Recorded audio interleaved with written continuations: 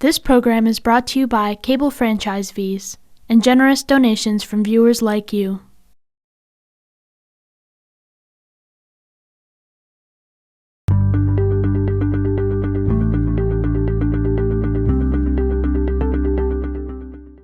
All righty, welcome to the Amherst Planning Board meeting of August 18th, 2021. My name is Jack Jemsick, and as the chair, Amherst Planning Board, I'm calling this meeting to order at 6:34 p.m. This meeting is being recorded and is available via Amherst Media Livestream. Minutes are being taken pursuant to Chapter 20 of the Acts 2021. This Planning Board meeting, including public hearings, will be conducted via remote means using the Zoom platform. Members of the public who wish to access the meeting may do so following the link shown on the slide. This link is also available on the meeting agenda posted on the town's website calendar listing for this meeting, or go to the Planning Board webpage and click on the most recent agenda, which lists the Zoom link at the top of the page. No in-person attendance of the public will be permitted. However, every effort will be made to ensure that public can adequately access the meeting in real time via technological means. In the event we are unable to do so for reasons of economic hardship, and despite best efforts, we will post on the Town of Amherst website an audio or video recording, transcript, or other comprehensive record of proceedings as soon as possible after the meeting. Board members, I will take a roll call. When I call your name, unmute yourself, answer affirmatively, and then you can place yourselves back on mute. Maria Chow. Present. Tom Long. Present. Andrew McDougall. Present. Doug Marshall. Present. Janet McGowan. Here. And then Johanna Newman has excused herself from with regard to a prior notification. So we have 6 of the 7 members with us. Board members, if technical issues arise, we may need to pause temporarily to fix the problem and then continue the meeting. Discussion may be suspended while the issues are addressed, and then the minutes will note if this happens. Please use the raise hand function to ask a question or make a comment. I will see your raised hand and call on you to speak. After speaking, remember to remute yourself. Opportunity for public comment will be provided during the general public comment period and reserved for comments regarding items that are not on tonight's agenda. Public comment may also be heard at other appropriate times during the meeting. Please be aware the board will not respond to comments during general public comment period. Please indicate if you want to make a comment by clicking the raise hand button when public comment is solicited. If you have joined the Zoom meeting using a telephone, please indicate you wish to make a comment by pressing *9 on your telephone. When called on, please identify yourself by stating your full name and address. Put yourself back into mute when finished speaking. Residents can express their views up to 3 minutes at the discretion of the planning board chair. If a speaker does not comply with these guidelines or exceeds their allotted time, their participation will be disconnected from the meeting. So with that, we have item 1 is the June 16th, 2021 minutes. And are there any comments? Oh, Chris, you have your hand up? Both Janet and I had comments, and Pam has 2 different track changes versions of the minutes. So mine was more simple. Maybe we could review mine first because it was mostly just technical things.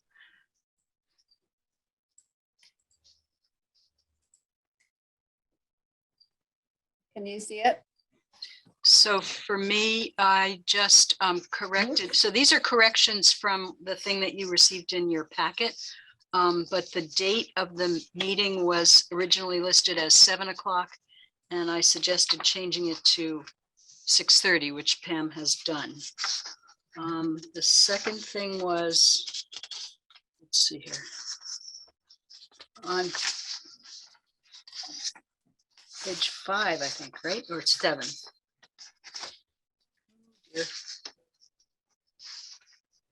Page 8, 1, 2, 3, 4, 5, the 5th paragraph down, where it says Mr. Marshall questioned and then would not create a uniformed street edge. So I crossed out the ED and made it uniform street edge. Then in the next paragraph, the board discussed the affects, and it should be the board discussed the effects. And then on page 9, at the top of the page, okay, so Miss Rooney supports further consideration of some sort of project open space that would add to rather than detract from the town. So those were the changes that I suggested making. So they're mostly either grammatical or spelling. And then Very good. Janet's Yeah, you want to throw Janet's comments up there just so everybody I sees them? am. Yep, hold on. I'm getting there.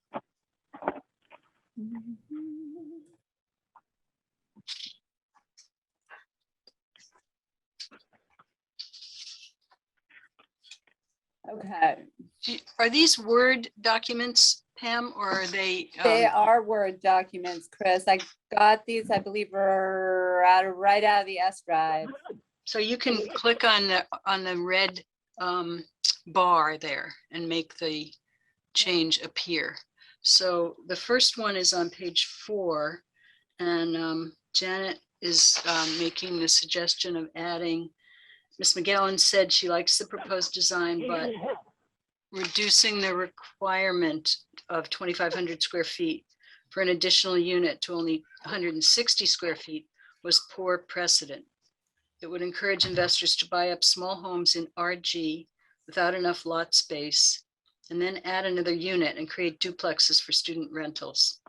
Since students can always pay more, parentheses $800 per bedroom, and 4 bedrooms at $3,200 times 12, these small affordable or starter homes for families will disappear. So I understand from Janet that these are direct quotes from the recording. There's Actually, this is sort of a summary of, I mean, I talked more, but I tried to put the gist of it there. okay, all right. And then on page 7, under zoning priorities, in the first paragraph there, the CRC has already heard these proposal presentations and support sending them to the town council.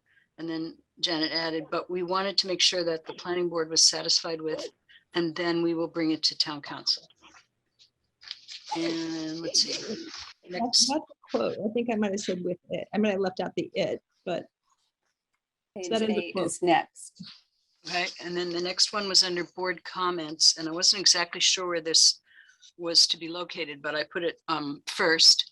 Mr. Marshall expressed his surprise that the CRC felt this was ready for town council and raised issues about the small percentage of non-residential space, residential tenant access from the front of the building, whether bike racks could be out front, if outdoor amenities for tenants could be in the public way, bedroom count requirements favoring 50% plus, blocking retail windows with street furniture, among other issues. Ms. McGowan agreed with Mr. Marshall's comments that this amendment was not ready for town council and felt the parking and apartments were even less so. Mr. Jemsik said he agreed with almost everything Mr. Marshall said. So the reason I added this was that this was a really long discussion of mixed use buildings, and that Mr. Marshall or Doug talked for like 12 minutes with a lot of very specific changes. And it's not elegantly put here, but I wanted to get the gist of how many concerns he had and things like that. And then at one point, I think we just spent a long time, like, I don't know if it was an hour or a half hour, talking about the percentage of residential versus non-residential space. And so I just added this in because I felt like we were sort of missing a lot of what Doug had said, and the various problems that we're seeing with this proposal or amendment so far. So that was the idea behind that, but it's not pretty when you look at the rest of the following paragraphs. Thank you. Any comments on the minutes beyond what Chris has added and Janet?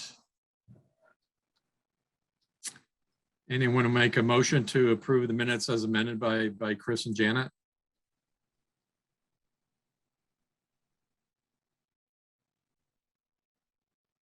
Did I Janet so just move. move? I so move. Okay, Janet, second. Andrew will second. Okay, Andrew, thank you. Any further discussion? I see none, so we'll do a roll call here. Maria?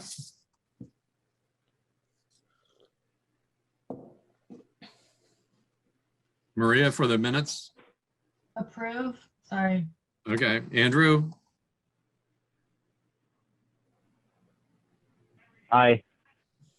And Doug? Aye. Tom? Aye. And Janet? Aye. And I'm an aye.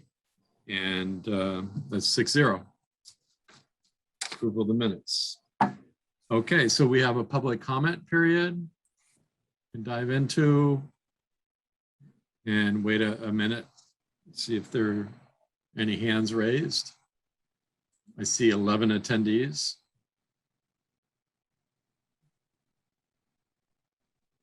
All right, I see none. So we can proceed into the public hearing that we have for SPR 2022-02, 462 Main LLC, Central East Commons, 462 Main Street. And they're requesting a site plan review approval to amend the previous site plan review approval of SPR 2020-05. Conditions 1 and 2 for a mixed use building under section 3.325 of the zoning bylaw to remove existing office building to provide a 12-foot by 16-foot temporary shed for trash recycling and bikes, provide cluster mailboxes on pedestals, add a connection to the parking lot at 446 Main Street for through access, and then provide a bike rack with no cover and change in the management plan to Vertex Real Estate. All right, this is map 14B, parcel 68, BN zoning district. And as I recall, we had like an informative discussion in the last meeting. Is that correct? Chris, we didn't start the hearing. This is the start of a public hearing. The last thing you Okay. reviewed at the previous meeting was just some things that Mr. Robleski wanted to do urgently. Now, these are things that he also wants to do urgently, but he realizes he has to go through the process. And Christine Royal, who was the architect, is in the attendees. And so it might be a good idea to let her in. And let's see what else. Mr. Reedy is here. And Well, all right, he has something to say. All right, we have a preamble here that let me just catch this. In accordance with the provisions of MGL Chapter 40A, this public hearing has been duly advertised and notice thereof has been posted and is being held for the purpose of providing the opportunity for interested citizens to be heard regarding SPR 2022-02, 462 Main LLC, Center East Commons at 462 Main Street. And the rest we have, so are there any board member disclosures?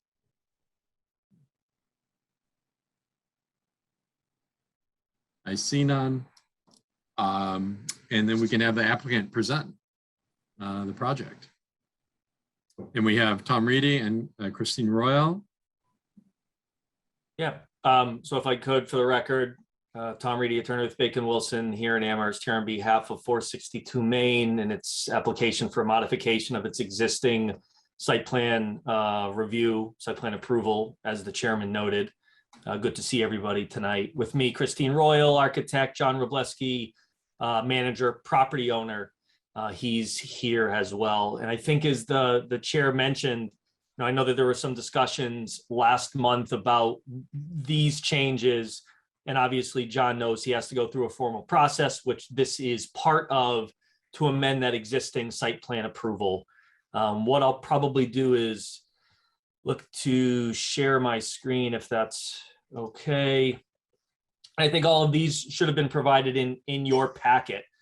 And so really what we're here to do is get your blessing to amend the site plan approval to primarily remove that office building. So as you'll recall, If you drive by the site, or the last time you had to really approve something here, there's that office building. John has been through the historical commission. They have allowed the demolition of the property. He did due diligence, went through the property, and it was determined that the state of repair, the condition that it was in order to repair it, was infeasible. And if you were going to do it, you were really going to take away whatever sort of historic character that it had. So John went through the historic commission. They issued, or they allowed the issuance of a demolition permit. He's got associated building records lined up to do this, and the utilities have been disconnected. They went through the asbestos remediation, so the site is ready to go for that office to be demolished. So that's probably the biggest piece. And then, as you'll recall, there were some things in the back of that building that John was going to use as it related to this property, really for the function of it. And so he's proposing, as you'll see here, a temporary storage area, 12 by 16 temporary storage area for this piece right here. Behind it, beyond it, are some cluster mailboxes. He's also asked, and I will see if I am talented enough. Hopefully you can see a site plan now. So you'll see where the existing building is being removed. You see where that temporary shed, which is going to be used for trash and interior bike storage. You see where the bike racks are going to go uncovered. And you'll see that he has, so one of the other things that has happened somewhat serendipitously and spontaneously was the abutters had approached him to acquire this property. And so he has in fact acquired this property, 446 Main Street. And so at some point in the future, I'm sure we'll be back before you for the entirety of these properties, but we're not there yet. And we've been talking with Chris Brestrup to get a sense of what that sequencing would look like when it does come time to amend what's happening on this 446 Main Street property. Now, I don't want to get too far afield, but just so you know, that's why there is this access point, is because now John Robleski, through a different entity, owns this property. He's talked to Mike Roy, he's talked to Jason Skeels. They are both fine with this connection, and I think in fact prefer this connection just to give better flow, because you've got Gray Street over on the left side of the screen. One of the other pieces that John has also hired Vertex Management to manage his properties. What I'll say is, I don't know that you can keep John away from them, but he's got Vertex to manage them. They're based in Amherst, over by Hampshire Athletic Club, and they manage about 280 units in the Pioneer Valley. So John's pretty discerning, and he chose them. They're currently managing his property, so we're trying to get through these approvals. So hopefully, I mean, I'm happy to speak more about any of these, but it seems relatively simple. One thing I do want to note is, there are 24 units in this building. There are 35 bedrooms. And as I recall going through the process, there was a lot of discussion about parking. And so just for the planning board's knowledge, there are 16 registered vehicles for the residential units at this property. So 16 registered vehicles, 35 bedrooms of 24 with 24 units altogether. So just a little bit of data. I know that we belabored that point a bit, maybe just a year ago at this point. So with that, I'm happy to expand. I'm happy to answer any questions, but that's what we're looking to do here. Good. All right. Thank you, Tom. So my understanding is the commercial portion of the new building is Crossman now Vertex? So I don't know that, I don't think there is a tenant currently. So Crossman, I think has, and I don't know what technically happened, but I think he's working with Cayman's Real Estate now. Yeah. And so Vertex is just the manager of the properties. It's not that they're occupying the space, so they Oh, aren't okay. the, because obviously, I think to your point, this is mixed use. They aren't the occupier of that space. Okay, so does John have someone else in line for that? John, I don't know if you want to talk about it. He and I talked about it today. Yeah. Go ahead. Yeah, I had an attorney look at it, and Tom Crossman actually sent me a couple other. Nothing has panned out to this point. Jackie from Vertex and that company is actively looking to find somebody for that. So there's nobody in there now.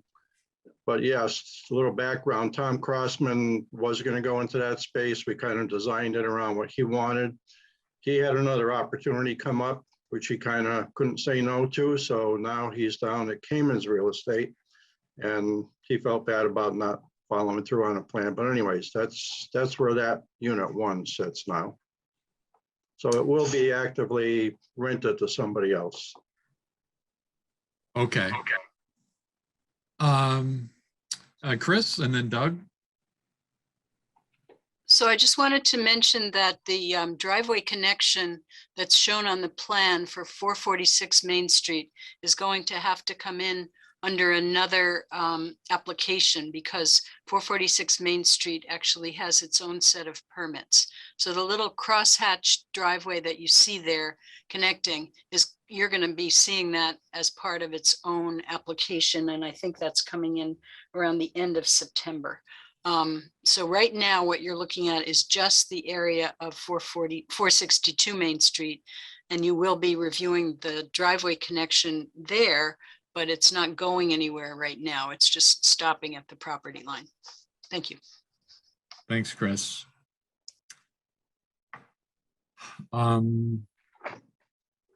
Any other board member comments? Janet?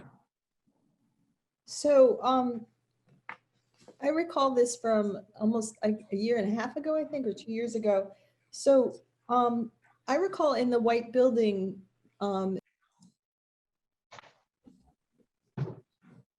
Muted. oh, I'm sorry. So I remember this project from like a year and a half or 2 years ago. And as I recall, in the white building that you want to tear down, there were like 5 or 6 professional offices. Is that right? When I bought the building, they had it divvied up into 7 separate rooms, basically. And I had presented a plan to turn that into 3 office suites, 2 on the first floor and the entire second floor. And so what happened to your tenants that were there? Are they just gone now, or? Yeah, through attrition, we bought the building in 2017, and there was 3 tenants in there. Tom was the one that stayed the longest, Tom Crossman.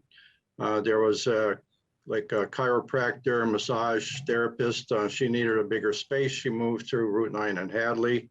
And TDS, they moved to the second floor above Subway because they needed more space with an elevator. So yes, once they moved out, we tried to fill a couple of the spaces, and it really didn't pan out. So once the plans came further together, I decided just to use the space as a construction office once we started it on the first floor.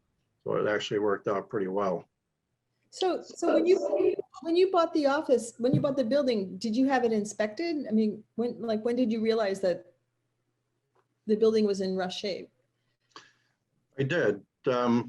Guy kind of went through it, the contractor, and he said, yeah, they've got new beams here and stuff, and looks like it's been worked on.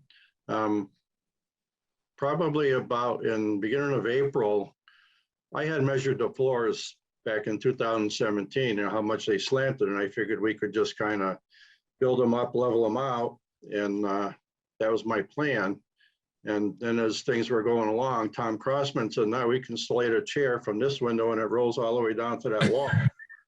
And I said, we better take a harder look at this. So that's when I hired the structural engineer and found out, he pointed out several things. And I think the board members have that report from John Wallen. So it kind of opened my eyes pretty wide and then had to pull the plug on doing anything further to the building. Okay. So what's your plan for this building site? Because when I kind of look at it now, you know, I remember that we put I think they're inkberry shrubs, like the low shrubs to cover the parking spaces. And then also, I don't know if it was a transformer or EV charging or something. But now when I look at this picture, I kind of feel like I want to see more plantings, like more trees. So it looked a little out of balance to me. So is there another plan for this spot? Are you planning to rebuild the building with professional offices or? Well, I had a plan when I didn't own the property next door. I was going to build the maintenance shop, so to speak, and a nicer trash and recycling and bicycle area and have like 3 single car garages there, all on this 462 property. And then the background to acquiring the property next door is when the neighbors got notified of the historical commission hearing. The owner of the property, representative next door, called me and says, geez, you know, we're a little concerned about taking that building down, you know, why? So I explained the whole structural issues to them and to him, and he said, yeah, I can understand that. And then he said, in confidence right now, he says, would you be interested in buying this piece? Mm-hmm. So that's how that all came about. So once I own that piece, then that kind of changes the whole thought process about what can happen on that corner of Gray and Main. So I don't have any concrete plan as to what's going to go there. The transformer is not going to move. The parking spaces near there, the 3 spaces in the front, those aren't going to move. So the screening on the plan you have for landscaping isn't going to change much. So you are like tossing around different ideas though. So do you think that corner or the building site of the old house is that going to change, or is it? I mean, are you know kind of? Or Well, what are some of your ideas? I guess I'm just trying to ask. It's really in, you know, there's a lot going on in the past 2 months, and Yeah. I have thoughts about what might happen there. It's kind of depends on how things play out with certain other things going in town with zoning and stuff and definitions and what can be done there. And just, I think long term, it just needs to have a nice addition to that building probably, and that will enhance the neighborhood and maybe provide some service. The building next door right now has 1st floor offices on it. It used to be a doctor's medical office back in the 70s, early 80s. Mm-hmm. So that would remain. It has a 3-bedroom upstairs. So, but as far as set plans, it's really too early to say I have any. Okay. Thank you. Yes, Doug, please. Yeah, are either of these parcels part of the Dickinson Local Historic District? As far as I know, they are not. I think the historic district starts at Triangle Street. Okay, thank you. Maybe Chris Brestrup, do you know? Chris? She's muted. I don't think either of these are in the historic district, but I would like a chance to look at a map. Yeah, and I would add that the structural assessment that was presented in the last meeting was fairly convincing about, you know, the integrity or lack thereof of the building that the historical commission approved to for the demolition.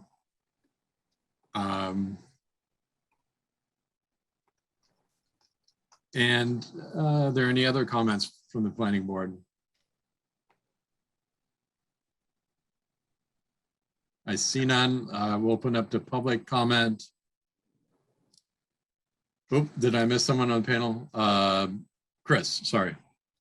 Oh, me? No, I don't have anything to say. I'm trying to find a map that answers the question if this is in a local historic district. So It looks Okay. like it goes to the west side of Gray Street, from what Okay. I'm looking at.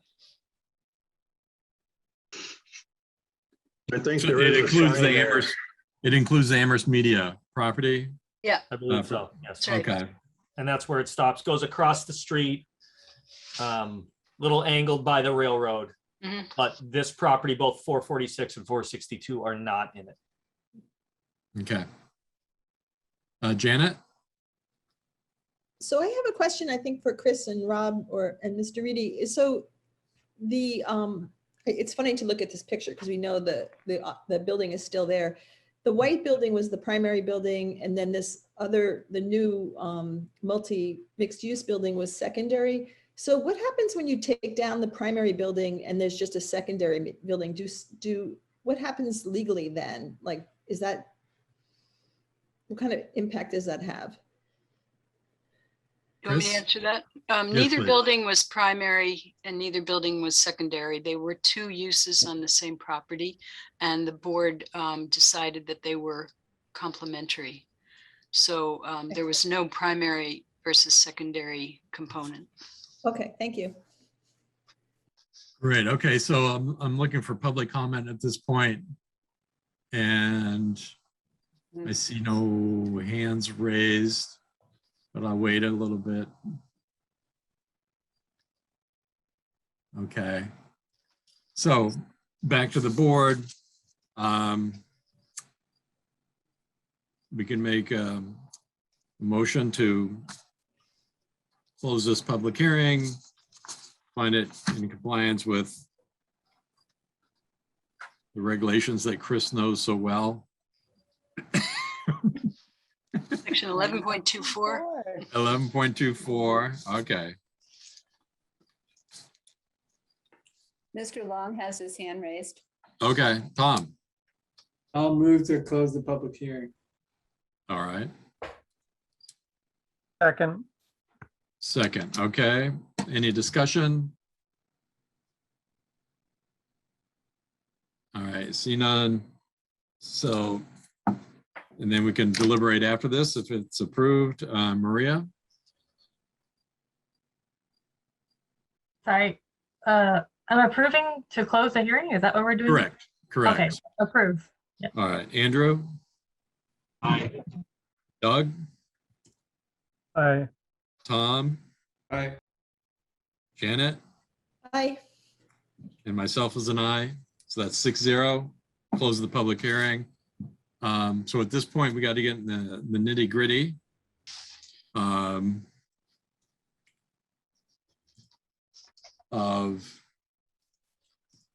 just opening the document here again. Oh, okay. So Mr. we have Jensen. to, yes. Oh, Chris. Chris has her hand raised. Okay, So Chris. I did not prepare any conditions or any findings for this, but the suggested finding would be that this application meets the relevant findings, section 11.24 of the zoning bylaw. And I didn't prepare any conditions, but the board may have some conditions that it would like to offer.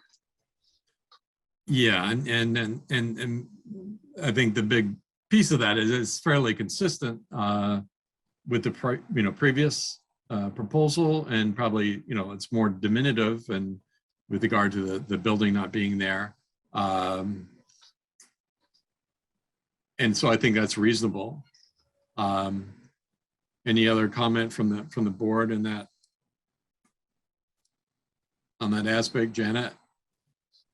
So I'm just interested in what that space, that empty lot space is going to be used for. It seems like it could be a nice area for the tenants with some trees planted and some benches out there, or, a place for the tenants to use. I mean, I wonder if that could be a condition to sort of set it up. I mean, it looks like you're planning to put some seeds on it. I assume grass seeds, but I wondered if there could be some trees planted, which are lovely anyway, but also help with climate change, and could make that kind of a more improved space for the tenants, because there's not a lot of space for the tenants to, I know there's a corner, but I thought that might be an idea to find some benefit from removing it. Yeah, what I gathered from John is that there's a next thing that they can kind of have a more comprehensive plan for the 3 lots that he has together. I'm not sure that I would, ask that of them at this time. Doug? Yeah, I guess I was kind of the same mind, Jack. If in that it seems like the landowner is considering this sort of an interim condition until they figure out what they want to do with the two parcels together. I know we often have people that advocate for more open space when we do multifamily projects. And having the former footprint of the house ceded certainly gives this property more open space. If we feel that this is not satisfactory as a long-term condition, if the owner decides never to do anything else with this property, and we could put a condition that he has to come back within certain number of years if there's no follow-up in terms of a master plan with the adjacent parcel. I'm not sure whether I really feel the need to go there, but if other people do, I'd simply throw that out. Yeah, my feeling is like as is, it's very, consistent with, the prior approval. It's actually, more green space. If it changes, they're going to come in front of us regardless. Andrew, you had your hand up? Thanks, Jack. I like what Doug recommended, and I would support that. Okay, Andrew, can you say that again? Oh, sorry. I like what Doug recommended, and I would support that. If you can hear me. Okay. So do we want to put conditions on this or just approve as recommended, I guess is what we're looking at. I mean, I'd be inclined to approve as presented. Tom?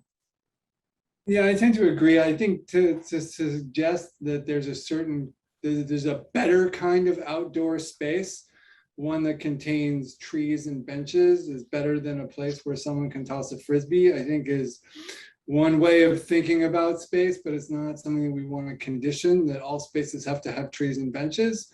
So I think that the owner is putting down grass and making that a recreational space. And I think that should meet our expectations. So I don't want to add any conditions. All right, so Janet. So I have to say, Tom, the Frisbee is like putting a stake in my heart since my son is a ultimate Frisbee player. And I do see that point that, so if it's kept as grass and open for tenants, I'd be very content with that. I just thought, like, let's use it while we have it. And of course you can always change it later and come back with that. But I do think everybody should have some space to throw a disc or a ball. So I agree, or kick one. Great. So someone want to make a motion with regard that we want to approve this. It's consistent with 11.24, correct, Chris? Any other bylaws that we need to reference? Chris? No other bylaws that you need to reference. Okay. So any motions? Oh, Maria. I move we approve the project as presented and that it meets the conditions of 11.24. Okay, Tom? Second. Okay, any further discussion? I see none. All right, let's do roll call. Maria? Approve. Andrew?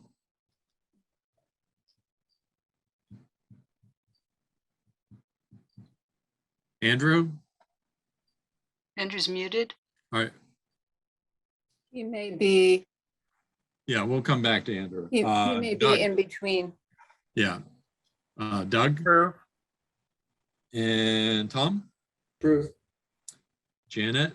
Approve. And myself approve, and we'll go back to Andrew. Andrew? Okay, so that's 5-0. Andrew, technical difficulties there. Abstains. Should we count him as abstaining? That's fine. Let's give it a title. Yeah. Very good. All right. Thank you very much. Good luck, John, Tom, Christine. Everybody, good luck tonight. All right. Tom. I don't know if you want to hang around for the mixed use buildings hearing that we have. Sure. I just got a text from Andrew okay. So Andrew was, yeah, he's just offline. But Tom, I was just wondering if you were going to be in the audience for the next hearing, which is on the mixed use buildings. I was planning on sticking around to hearing what the discussion was. Okay. Very good. Thank you, John. And so at this point, thank you to the board members for your time. you're very welcome. Good luck. Good luck. All right. So next item will be zoning amendments, and we have two. First one is mixed use buildings. It's Article 3, use regulations, section 3.325, and Article 12 definitions. We're going to have a discussion and vote on the recommendation to the town council. We already closed the public hearing. We had the joint hearing with the CRC a while back.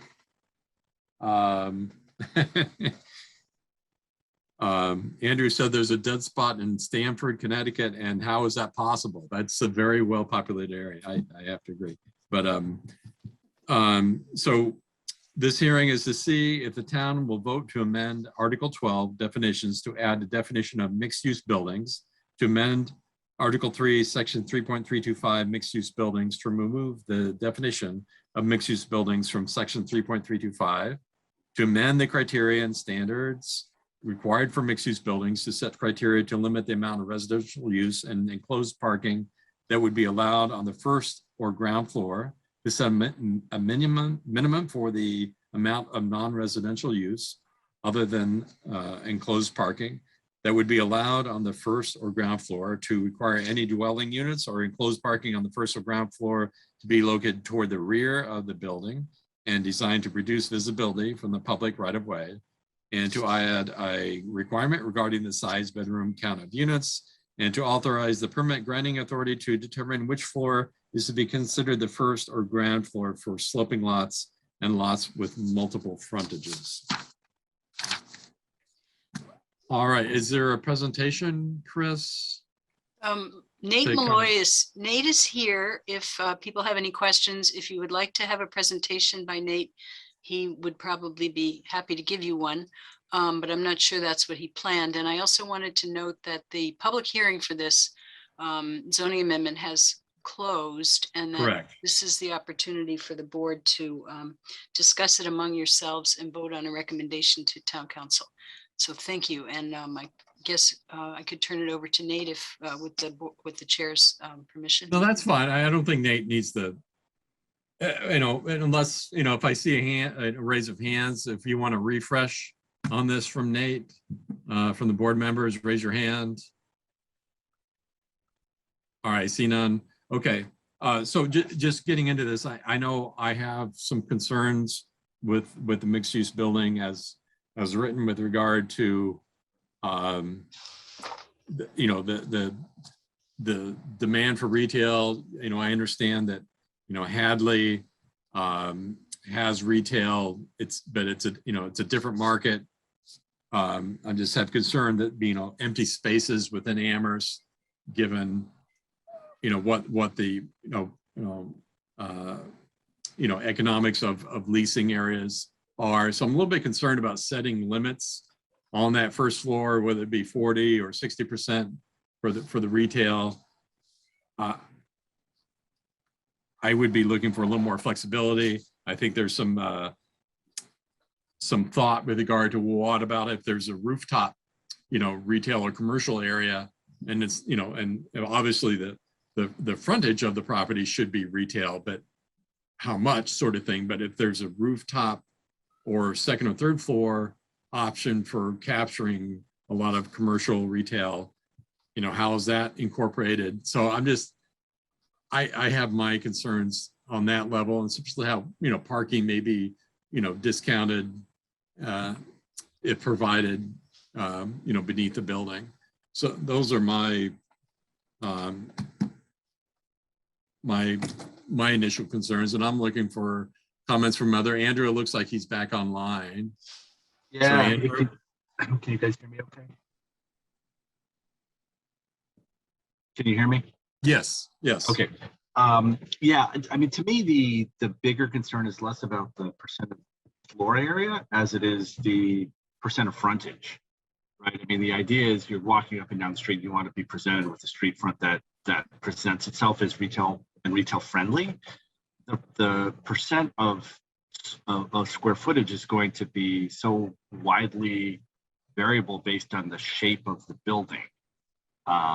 I feel like, the 40%, it's probably better to round down as long as we have the strong language protecting the frontage, because we don't want to ask a developer to have to artificially create a bowling alley space, which is going to be difficult to lease, or they'll have to lease at a discount because it's not really usable.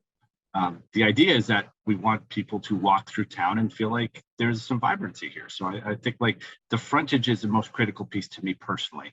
I've totally forgot about the rooftop component of this, and I'm not sure where we landed on that. I think it's a fascinating idea, but again, to me, frontage is key. I think the language seems like it's okay to say, that we would limit the amount of residential facing the street to essentially doorways. I'm not sure what else we could do to change it. I think I feel comfortable with it. Hopefully, someone wouldn't want to try to put multiple doorways to residential or create a large residential lobby that faces the street. I'm not sure if that would fall within the how that would be handled relative to the language. But again, frontage to me is the most important thing. So I'm less concerned about the square footage. And then maybe Nate, you can refresh us on the open space component of this bylaw, because that's also would be a factor. Sure. Well, I think that was removed. So Oh, it was removed. Okay. The mixed use building, really has, a new definition, right, in Article 12, which is, a building containing, any, one or more dwelling units in combination with non-residential uses or parking. And then there's the 4 conditions, the ground or first floor proportion of space, and then, the reduced minimized visibility of parking, and then bedroom count. But there's no open space right now. I think right now the standard really is the first floor. So I know people are talking about upper floor uses. Those are, would be allowed. So those aren't prohibited, and they are encouraged in the bylaw. It's just, it may not count towards the 40%. So someone can always do multiple floors of non-residential use. Thank you. Doug? And then Tom, and then Andrew. Yeah, I don't feel like there's any reason for us to specifically mention mixed uses on any of the upper floors. They are permitted. And if there's demand, somebody will figure out whether they want to put some of those uses on some of the middle floors or up on the roof. And I agree about with Andrew that the vibrancy of the street, the first floor, is really the key. I would be perfectly happy with us recommending to town council that they adopt the bylaw with some consideration of replacing the area percentage with some percentage or fraction or limit on on the linear feet of frontage of the first floor. And we could, I'm not sure, there's sort of a minimum width you would need for a residential entry and lobby. So it could be simply, no more than 20 feet of the frontage could be devoted to residential entrance. And then the rest of it has to be retail or some sort of non-residential use. that could be a pretty simple way, and you don't have to sort of cause a potential problem if you've used a percentage and the percentage is just, the numbers just don't work in terms of a residential entrance. But, I think we've gotten far enough and had a lot of conversation about this, and the intent to use a percentage of the floor area, so that if everybody felt like that momentum we ought to just continue with and see how it works. I'm willing to go ahead. To go along with that for right now. But I think the linear feet of frontage basis is really more applicable. That's really all I would change. Otherwise, I would vote for the thing as it is if it has enough support, or I'd vote for making just the one, alterations from the area to the frontage. Tom? Thanks, Jack. So I agree with both Doug and Andrew, and in the sense that that I do think the linear footage along the front is a primary concern, and that the gross volume is of secondary concern, in the sense that it has to be on the first floor. So one of my questions, maybe for Doug or Andrew or other people to discuss, is if we were to recommend, could there be an either or, meeting a certain number of linear feet on the frontage, and then 40% of the building. And so that way people could put stuff on the second floor or third floor or roof deck, instead of having 40% of the ground floor be full of that, because the proportions might be different for different buildings. So I'm wondering if there's a sense of whether or not it makes sense to give options in either or, so meet this condition or that, whichever is greater. Thank you, Tom. Maria, then Janet. I do agree with the sentiment about this being all about the first floor and activating the first floor. I worry we would be over complicating it with adding too much more math and requirements, rather than just keeping it a little more flexible and saying that the 40% minimum as non-residential, because every parcel is very different. Some are corner lots, some have only as we see, a narrow strip of street frontage, some have a lot more. And so I feel like this is the least specific. Once we start saying linear footage of frontage, what if it's like the project we have in front of us and they only have, I forget what it was now, 40 feet, I can't remember, but to say 20 feet of it could be non-retail, then that's most of the frontage. So I would worry about adding more specifics because of the diversity of parcels that we have, both in downtown and village centers, the other zones that this is allowed. So I'm wondering if we, we've talked about this for many meetings now, and I wonder if we push forward with the percentages presented and leave it at that. But I do agree with the sentiment. I just worry that adding too much more requirements muddies it a little bit. So that's my sense. Okay, I'm going to bump Nate up. You have your hand up, and then Janet.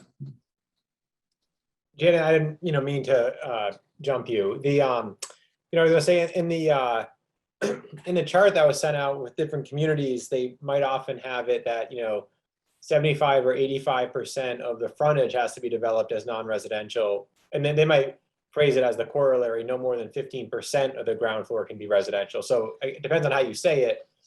I guess, staff's concern there is, speaking with certain developers, right now they would say they only want to develop 20 or 25 feet deep along the frontage. And so, that may not be deep enough for a restaurant. And so even if you require 85% of the frontage of a building at a certain depth, whatever that is, that ends up being some percentage, and we don't know what that is. And it may not be 40%, but staff's concern was that if you just say 85% of the frontage, they might develop narrow spaces that are actually not very usable for possible future, uses. And so, what we're seeing now is, stores that have no back end storage or anything. So you can get away with a 20-foot deep space, but if a restaurant wants to come in, you have no space for a kitchen or storage or anything else. And so I agree, it's a balancing act, and it's hard to anticipate what future uses may be. But I think I think having some frontage requirement could be useful. I mean, that is kind of the point of this. The thought is, the way it's worded now, the planning board can still condition that on every project. It's something that is in the forefront, and it can just be part of the review, as Maria said. So without being too prescriptive, that is just part of the review. If we want to make it standardized, we could have some percentage, of frontage needs to be developed. But I think there's, the way it's worded now, there is some flexibility in terms of how that could happen. That's it. Thanks, Jack. Thank you.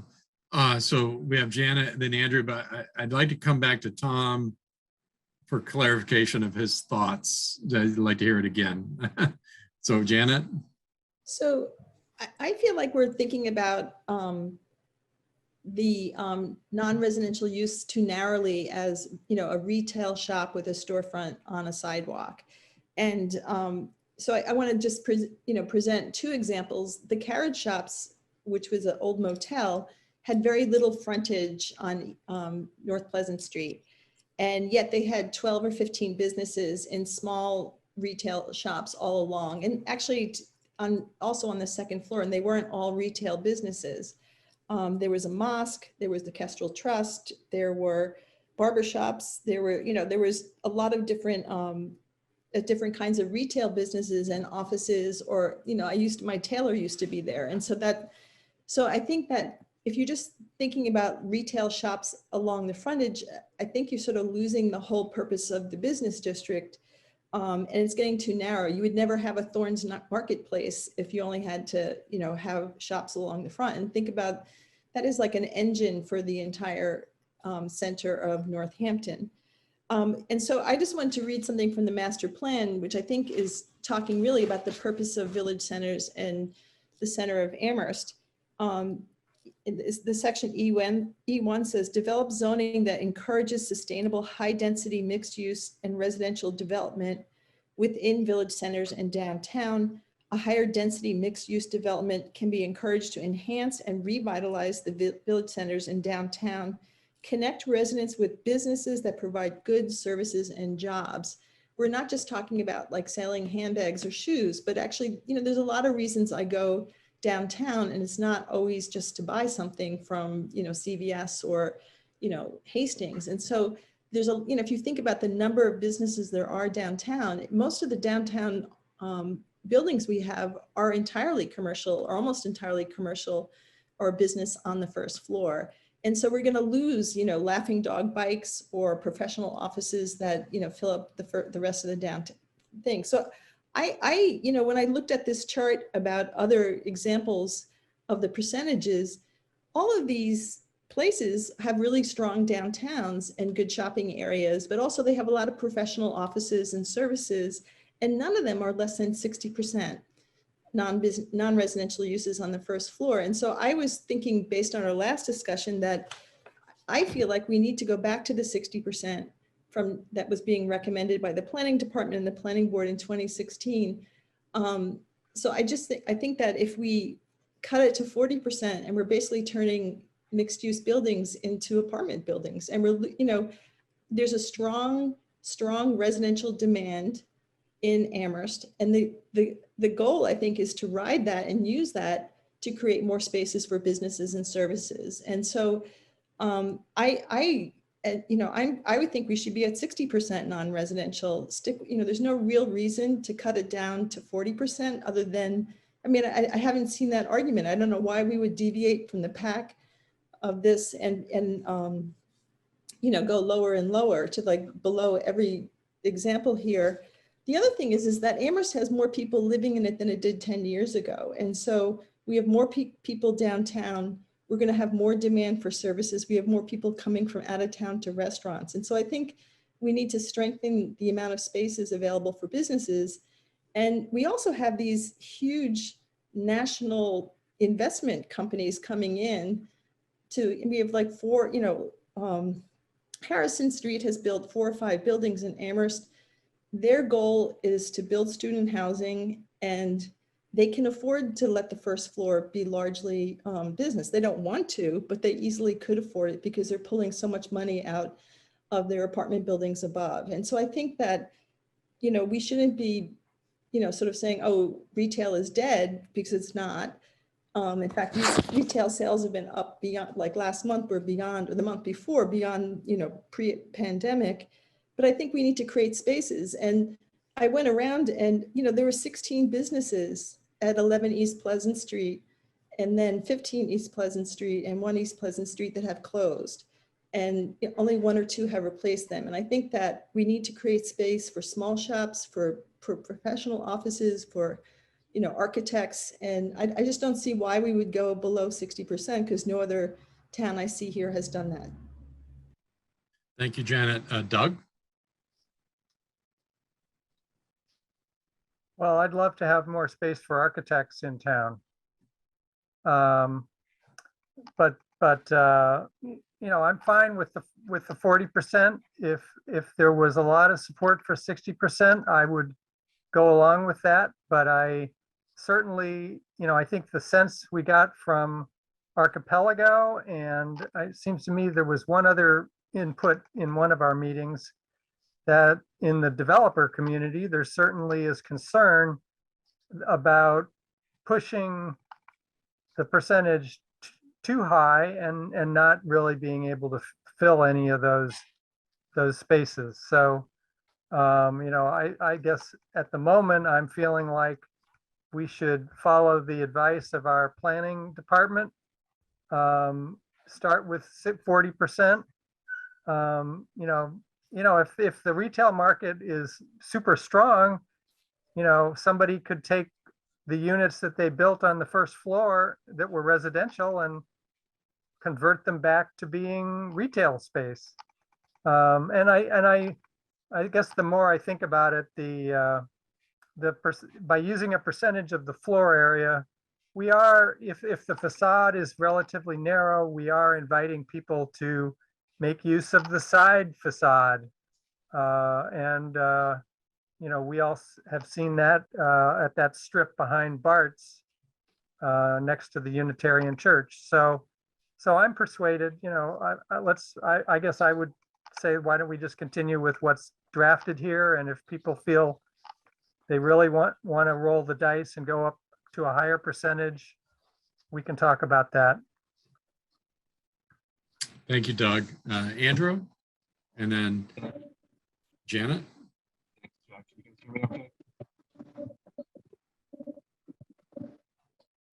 Can folks hear me okay? Yes. Yeah, I don't think we make changes. I'm comfortable at the 40%. I think that if we are essentially, if we increase the number too high, we might be forcing developers to build commercial spaces. And I should apologize, Janet. I've been using retail as a catch-all. So like I don't necessarily mean retail, some of the other non-residential uses. But if they have to create spaces which are too large, and they'll need to price it accordingly, we might actually be causing the residential rates to go up as they look to make the investment whole by recouping the lost costs from having to essentially subsidize an oversized retail space. It's just a thought that, I would say that I think the 40%, again, I feel comfortable with it. The planning department's done research for it. I guess I'll pull myself in Doug's camp as well. If folks feel like we do need to increase that, I wouldn't fight it, but I feel like there's been a lot of research put into this. Again, frontage is the most important thing to me. I don't think anybody walks down the street and says they don't perceive that there's 1,200 square feet or 2,000 square feet of retail. They just perceive it as, this is what's visible. Thanks. Thank you, Andrew. Janet? So I understand the fears that people have, but I'm looking at numbers that our other towns use that are really strong towns. And I know that we already, in 2016, we went through, this process before. The previous planning board recommended 60% non-residential. The planning department was on board with that. The select board agreed with it. And I think a majority of town meeting, but it didn't quite go over the line. I think mostly because the issue about parking maybe being in the front, as I remember that discussion. And so I would like to make a motion that the minimum floor area is 60% non-residential and the maximum amount is residential on the first floor. Maximum amount of residential on the first floor is 40%. I just don't see the argument for dropping that percentage below any other town or city that we've looked at, other than we haven't really been asking developers for that much lately. So I guess I made a motion. Okay, Tom? Am I responding to that motion? We need a second. I guess we're going to have discussion if anyone wants to second that motion. Andrew? No. I had some additional comment before. Okay. I don't see. Sorry, I couldn't hear Andrew. I don't know if others had problem too, but It's a little bit patchy. I got the gist of what he was saying. Chris, how about you? Jack, can you tell us what Andrew said? I don't know what Andrew said. You didn't say. Let me try again. Can you hear me? Yeah, that's much better. Yeah. Yeah. Again, apologize for the spotty coverage here, but I was commenting. I had additional comments. I'm not ready to second it yet, but if we want a second and just continue the discussion within that motion, that's fine. But I won't make the second at this point. Okay, Andrew, do you mind just kind of like, since we have a better connection, kind of like restating your prior comments?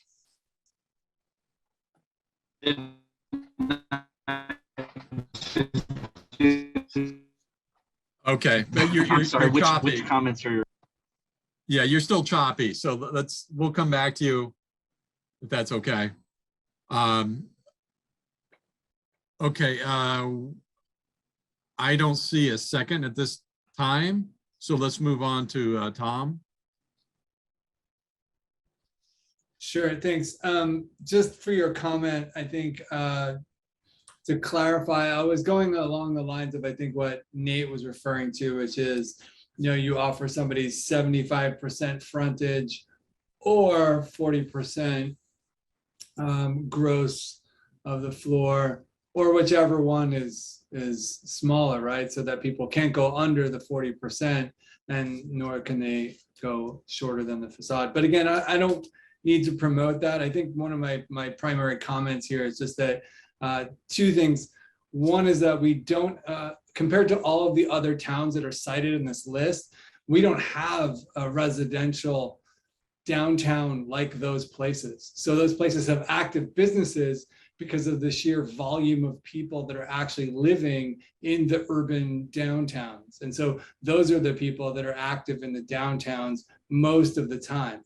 Secondly, I think we had a visit from Gabrielle from the BID who informed us during a site visit and a sort of information session that actually leasing spaces is incredibly hard, and they're going well sub market rate just to get people in. And the people that are there that are small businesses are on longer leases that haven't been raised in 20 something years. I don't have actual numbers. But the point being that filling out businesses downtown is actually really challenging pre-pandemic in Amherst. So I think it's important that if we're saying, where's the data? I think we have the data, and I think the data shows us right now it's really hard to do that. And that we're putting out something that says 40%, which is substantial and will have an impact given, look at the project that is on the table going in downtown.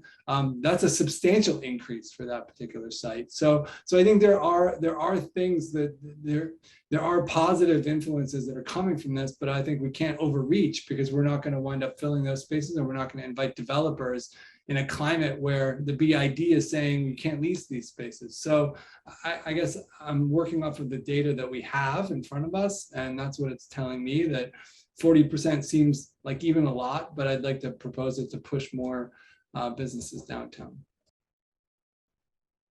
Yeah, and in the back of my mind, I'm still thinking about someone that has businesses in the second, third, or rooftop that gets no credit for that commercial retail development within a building. And I'm kind of hung up on that. Chris, and then Janet.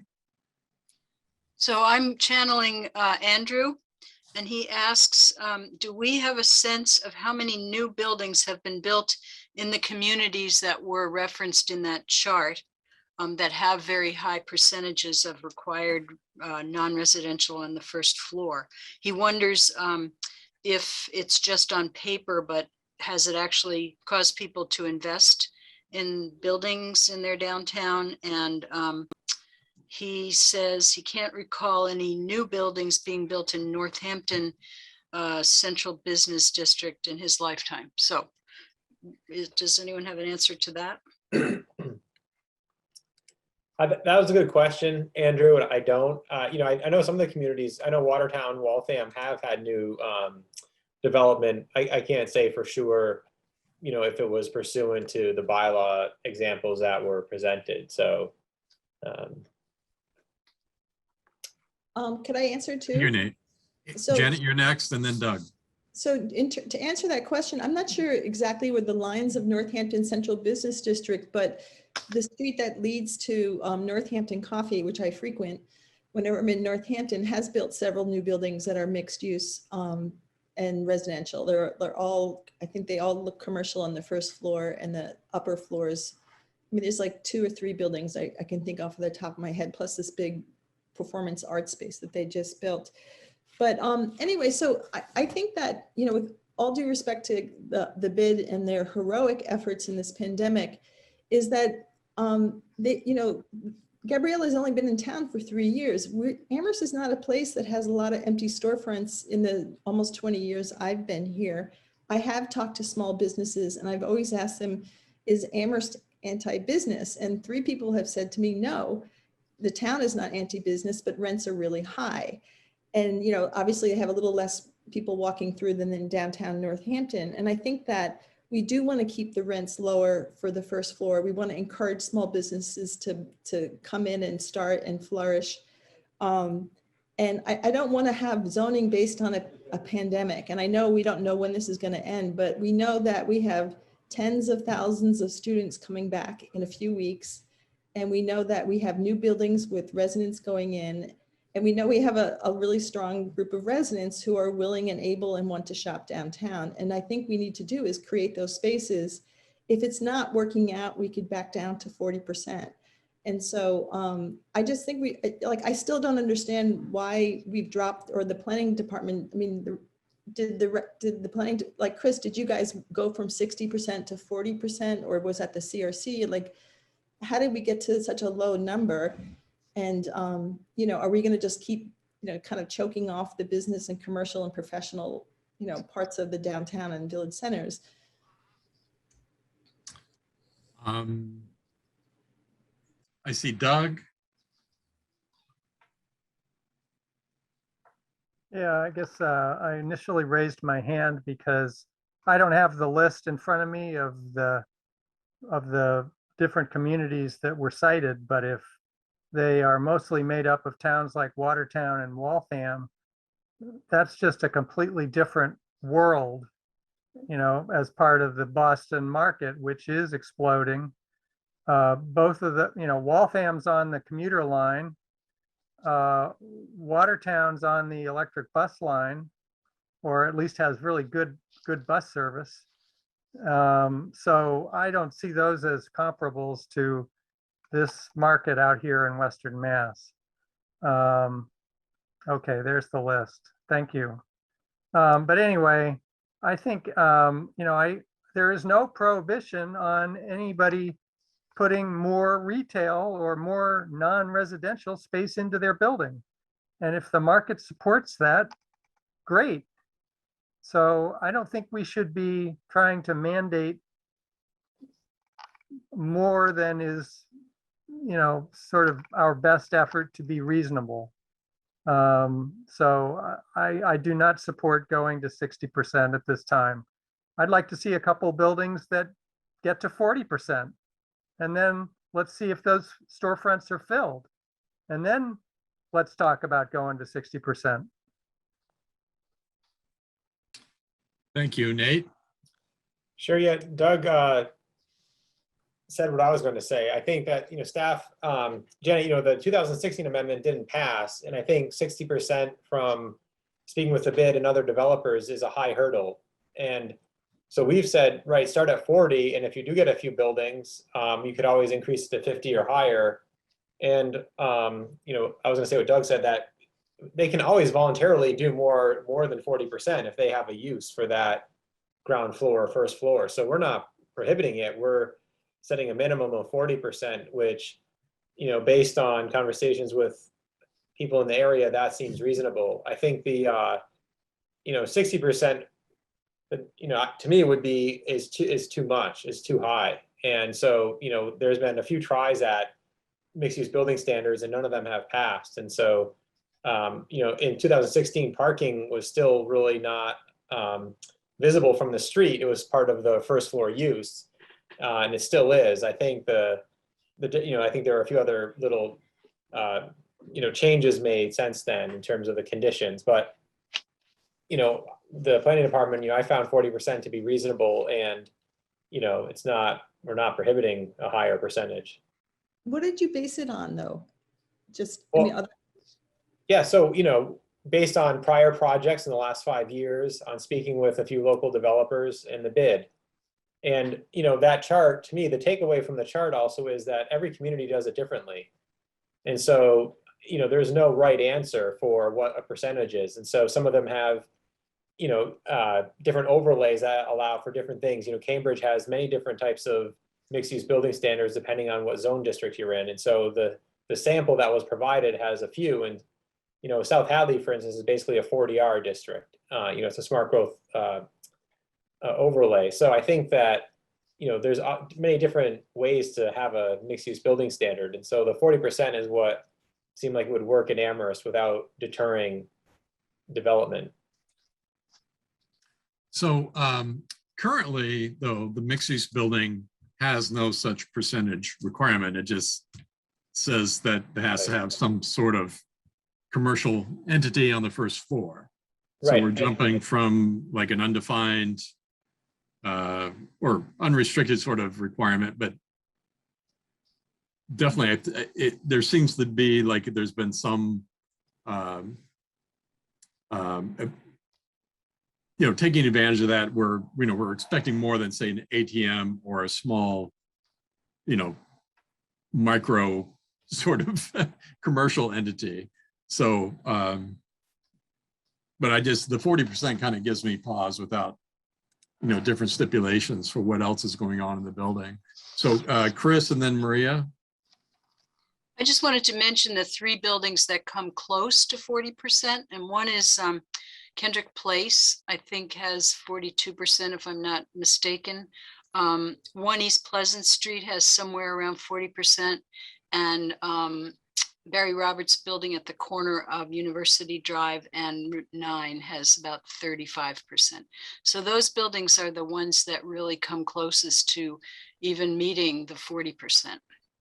And to stretch it to 60%, I think is really going beyond what's reasonable in my opinion. I just wanted to offer those examples. Thanks. Thank you. Maria? Thanks. I feel like we've vetted this quite a bit and talked about pros and cons a lot, and I'm pretty comfortable moving forward with it. And I think with all of the zoning bylaw amendments we've been discussing, the whole planning department staff has always sort of emphasized that this is, we push forward.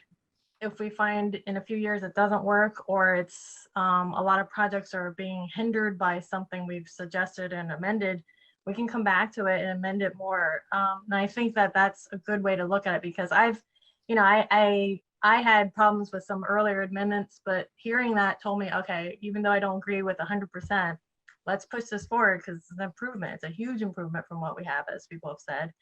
And if something doesn't quite work right with the market and the way the market develops, we can come back and amend it. So I'm very comfortable moving forward with it as is. And yeah, just keep in mind that this is a work in progress, and that we're, a new government and new bylaw amendment process. And so this is a great sort of big step for us. And so I'm comfortable with it as written. And I'm sorry I missed that bid site visit. I'd love to hear more about it, or if it wasn't on video since it was a site visit. So if maybe I could just get a summary sometime at some other point from someone. I'd love to hear the data from that meeting. There was a link that that Chris forwarded that was in Mass Live that is very good. It kind of gives a vision for what bid is anticipating in the downtown area. I don't know if you've seen that yet. That was, a good percentage of what Gabrielle, spoke to. But Janet? So I just wanted to basically make the point, 2 points, is that one is I feel like the tail is starting to wag the dog, and that the whole purpose of mixed use buildings was to encourage commercial uses on the first floor and allow much more residential. There's no cap on the amount of apartments. And that has been a huge boon in the sense that we've had a ton of new buildings come in. The rents in those, the apartment rents in those are really high. Aspen Chase is charging $2,000 for a studio that's 500 square feet. So we're not going to dampen that, because these are like, this is there. And I think what we can get in exchange is really vibrant in village centers and downtown. Almost all the buildings that you see in downtown and village centers have no residential space on the first floor, and no residential uses on the first floor. And also a lot of the buildings are completely non-residential. And so obviously those have thrived and survived, and we just don't want to kind of cut off for the future, commercial uses on the first floor. I actually am afraid that if the residential development is so lucrative to rent to students in apartments, that if we only have 40%, not 60%, or even saying all the first floor, we're providing incentive to take down older buildings, because there can all be apartment buildings virtually, except for 40%. And so I just think that we have to think of our village centers, not just for residential uses, but also for businesses. And we want to have more and more space. And I think people are sort of fearful, but there's 37 businesses at the intersection of College Street and Southeast Street. It's not, it's like there's not one residential. I think one building has residents above, these businesses are all functioning and operating, but they don't have super high rents. And, if somebody wanted to come in and take that building down, fill it with the storefronts and the businesses and build 2 or 3 stories above, I'd be on with that. But let's just keep our business space for our businesses, keep people coming. I read through that study about the economic analysis is that, $214 million of Amherst residents' money goes out of town, and 22 million of that is for grocery stores, groceries. It's like, let's bring those spaces back into town. I'm happy to spend my money here and not in Hadley. Thank you. All right, any other, we have Doug? Well, it sounds like we've all had a chance to talk. We had a motion proposed and it didn't get a second. So I guess I was going to make a motion to recommend to town council that the proposed bylaw be adopted as is, and just see how people feel about that. Thank you. Very good. Do we have a second? Second. All right, Maria. So for the discussion, I guess, for me, I feel like the 40% is restrictive, but again, nothing is ever written in stone. I like some of the rationale, you give it a try. you know, it always can be changed in the future. But I appreciate all the effort that Nate and Chris's group has put into this. So without any other further discussion on this, take a roll call. Maria, Approve. Andrew,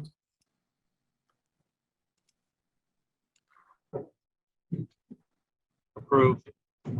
thank you. Doug, Approve. Tom, Aye. and Janet, Approve. and myself all approve. So that's 6-0.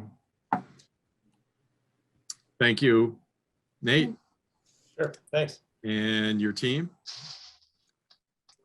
So Janet, do you have a comment? Yeah, so when I have two things is that, you know, there's a planning board report that's going to go to town council. And so one thing is I really would like a section that says how long we debated this issue of the percentage. And there was support for 60%, like in the last meeting and this meeting. And I know when the town council looked at this issue came up where councilors were saying, why is this percentage so slow? Sorry. Anyway, and so why is that so low? And I think I'd like to see that in that a really strong section in the report talking about the reasons for a higher amount. And then also I really would like to see the report before it goes to town council, because I know that Doug has asked for that before, and reports are going to town council that the planning board hasn't actually read or corrected or anything like that. And so I'm not sure how that's happened, but I think I'd like to make sure that we get to look at that before it goes out and make comments on it. Sounds reasonable, Janet. Thank you. Chris, are you good with those requests? Yep. Okay, so let's take like a 5-minute break. It's 8 o'clock, and then we'll get into ADUs or supplemental dwelling units. So yes, just take yourself off video and mute.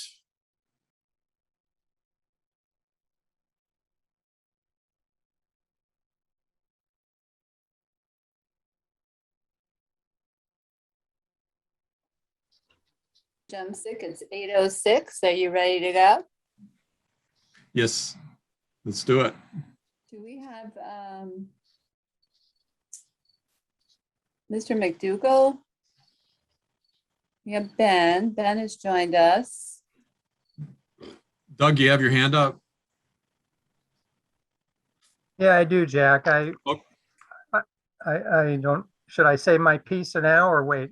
Well, let's see if we're online. If you You are online, Jack. okay, so we just completed the hearing for the mixed use buildings, which is approved 6-0. And Doug, you have your hand up. Well, I was just thinking about Janet's statement that I had complained that I hadn't received a report that went to town council. And I'm having trouble remembering making that statement. So. No, you didn't complain. You had asked that we see the reports before they went to town council. Oh, okay. It wasn't a complaint. Okay, good, because It's much more positive. oh, good. Okay, thank you. Great. Okay, so I think we can proceed in the second deliberation that we have of a hearing that was closed during a joint hearing with the CRC, and that's the zoning bylaw Article 5, accessory uses, section 5.011, supplemental dwelling units. And again, we're going to have a discussion and vote on a recommendation to the town council on this to see if the town will vote to amend Article 5, accessory uses, section 5.011, supplemental dwelling units to repeal the existing 5.011 supplemental dwelling units and replace it with a new section 5.011 accessory dwelling units to change the name of this use category to accessory dwelling units to increase the maximum square footage allowed per unit to 1,000 square feet, to create a more streamlined permitting pathway, to add design guidelines, and to require that the principles and standards of the design review board be applied to all new accessory dwelling units. So let's open up the board. Again, we're in this deliberation phase, and anybody want to kind of follow up? And we have Ben, it looks like, that's going to assist Chris on this. Hi, Ben. All right. Jack, Any discussion? Sorry, I Ben. don't see my raise hand feature, but Oh, I don't either. Yeah. can I? Yeah, yeah, because the board is not jumping in right now. So if you want to say a few words, that's fine. Yeah, thank you. I appreciate it. Hello, everyone. I just wanted to note that we, the planning department did make a few minor revisions to the bylaw as it was presented at the public hearing. So we've updated it since then. So we're asking for that the planning board vote to recommend this newest version of the bylaw with, and I'm happy just to go over those few minor changes. We don't think they're that substantial, but they're not in our packet. August 4th. So it's subsequent to August 4th. August 4th, 2021 revision. Yeah, that's the one. Oh, okay, that's in our packet then. Okay. Yeah, that was slightly different than what was presented at the public hearing. Okay. Yeah, I don't think you need to go over that unless there's questions. Okay. Yeah, they look pretty straightforward. So, okay, so we have Andrew and then Janet. Oh, excuse me, Chris. Can I have Chris go, Andrew, first? Of course.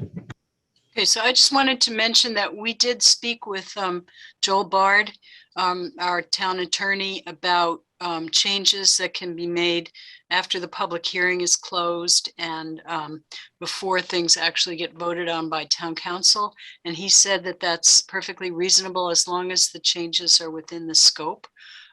So we consider these changes to be within the scope of the amendment that was presented at the public hearing. So I just wanted to mention that we did go over that with town council. Thank you. Thanks, Chris. So Andrew and then Janet. Andrew? Thanks, Jack. I was going to say, if there are a few changes in minor, maybe we could just go over them. So for transparency. Yes. Would you like to? Okay, so Ben, please. You have the floor. Great, thanks, Jack. I can share my screen. Let me know if I need to zoom in here. I'm happy to do that. But here, the first page is essentially the same. So accessory dwelling units, we lay out the three types: contained, attached, and detached.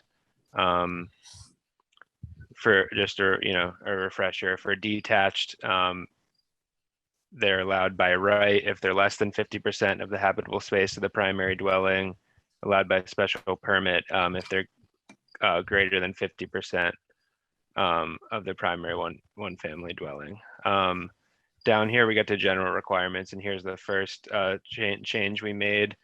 So kind of going through this list of many of the requirements, they don't necessarily all apply to all accessory dwelling units, as is indicated here. So the following standards shall apply to all accessory dwelling units. That's not necessarily true. Some of these only apply to contained accessory dwelling units. Some of them only apply to detached, for example. And that's actually, if you go through each one, it's spelled out exactly whether it applies to all accessory dwelling units or just certain types. So we thought by eliminating this qualifier, it just made the bylaw easier to interpret as is intended.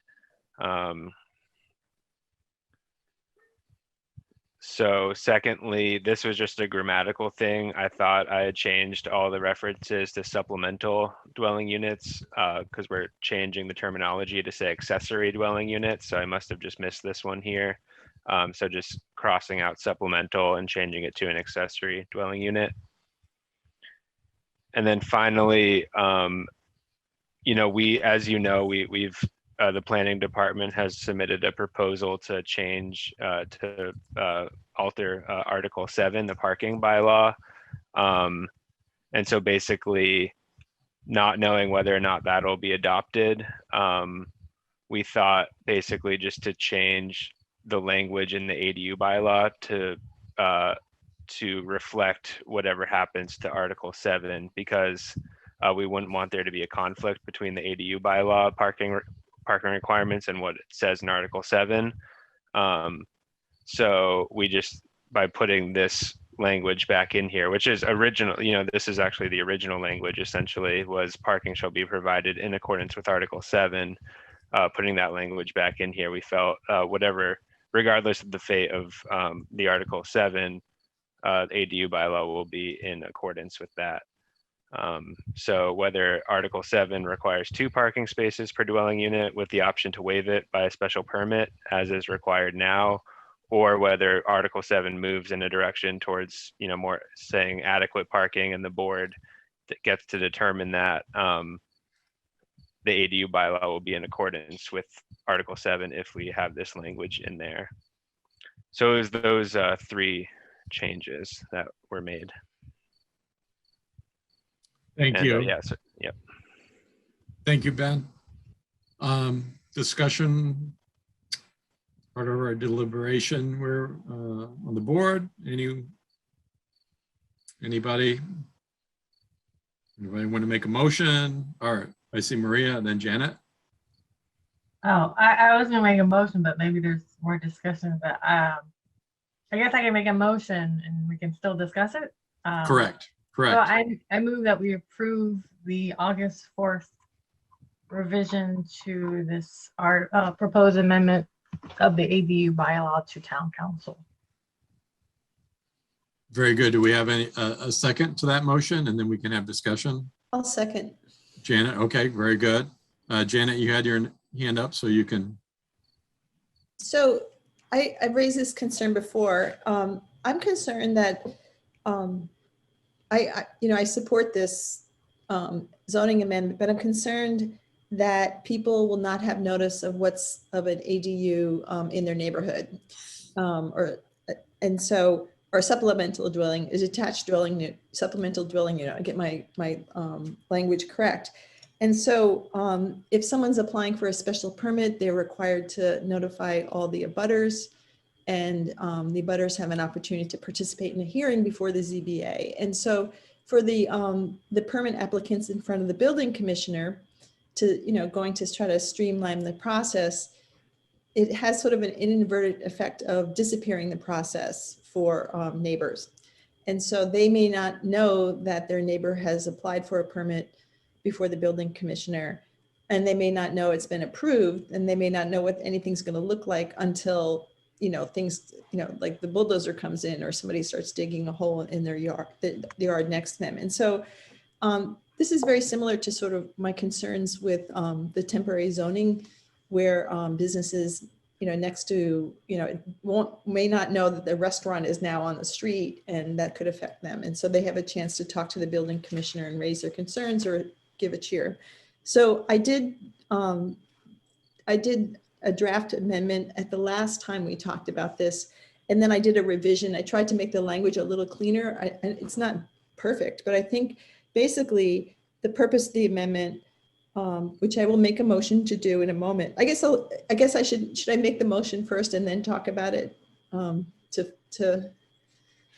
Well, I guess you seconded Maria's, so we need to kind of address that.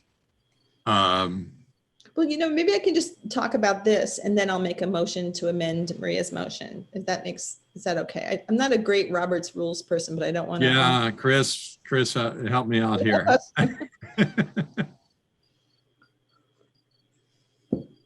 You're on mute.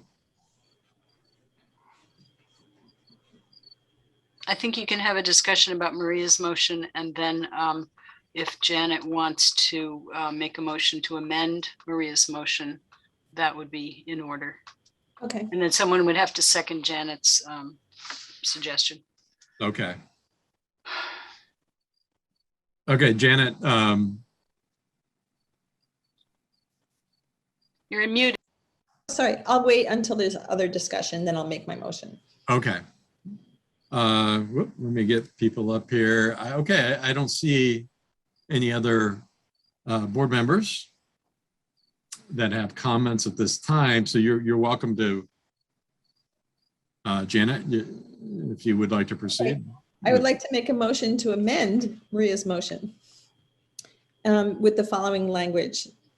At the time of their application, applicants seeking a permit for a supplemental dwelling unit shall provide to all abutters within 300 feet of their property, 1, written notice of the permit application, 2, all related documents or information about how to obtain this information, 3, notice of who will make the permit decision and when it will be made, 4, how the public can have input into the decision, and 5, any rights of appeal of the permit and time requirements to file an appeal. And so that's the language. And as I'm reading it aloud, I wonder if I should just have limited it to permits before the building commissioner. But anyway, the whole purpose is just to make sure that people have notice of the application if it's not going through a special permit procedure, and to get people, know how they can be involved, who to talk to. And the appeal rights are, the timing of appeals are different for special permits or a building permit. And so that is arcane, and I can't expect anybody to know that and know to look up one versus the other. And there's even a different appeal time for site plan review. So permits. So that the purpose of the motion is just to make sure neighbors are involved and know what's going on. So. Yeah, I mean, that seems like a worthy endeavor, but I know Rob Mora, the building commissioner, would be have the discretion as proposed. Is that correct, Chris? And you have your hand up, and then we have Andrew and then Doug. So the staff has had considerable discussion about this. We recognize why Janet is proposing this amendment, but we don't necessarily think it's a good idea. And there are a number of reasons why, and I can go through them, and then you can perhaps call on Rob Mora to elaborate on some of them. So here are the things that we came up with as staff as to why you may not want to do this. Notification to abutters is not required for construction of similar structures, including a single family home or an addition of any size to a single family home or an addition of a garage or anything like that. So that's one. Second one is notification to abutters is not required for contained and attached ADUs, as these are allowed by right. So why would we add abutter notifications to those two things? 3 is that one of the goals of the bylaw is to expedite the approval process for detached ADUs, because we think this is a really good idea. It's a good way of expanding the housing stock in Amherst. And requiring abutter notifications and an appeal process would hamper the approval process and would slow down the approval process. Pam, would you mind putting up the Janet's thing again, please? Yes. Just so we have that. So another thing is that Article 14 has required abutter notifications, and staff has spent a significant amount of time posting abutter notifications and waiting the required time to approve the applications. And so far, there haven't been any complaints, inquiries, or questions that have come about as a result of these notifications. Another one is that town staff process notifications to abutters and posting of legal ads, and property owners may not be set up with the right equipment to be able to print and mail perhaps dozens of letters, nor is it appropriate for them to bear the expense. And the last one is, while an abutter could appeal the issuance of a building permit, since most detached ADUs will be allowed by right, there's no public forum for an abutter to voice their appeal. They would really only be able to speak about that for a detached ADU that was larger than 50%. So 50% greater than 50% of the existing habitable space of the existing house. So those are counter arguments to requiring the notification, and you may wish to ask Rob Mora for further elaboration on that. Okay, we have Andrew and Rob. If you want to speak before Andrew, you're welcome to add to Chris's comments. Thank you. I think Chris covered it well, but happy to answer any specific questions. Thank you. Andrew? Thanks, Jack. Can you guys hear me? Yes. I think Janet's motion seems pretty common sense to me. I would second it. Okay. All right. So at this point,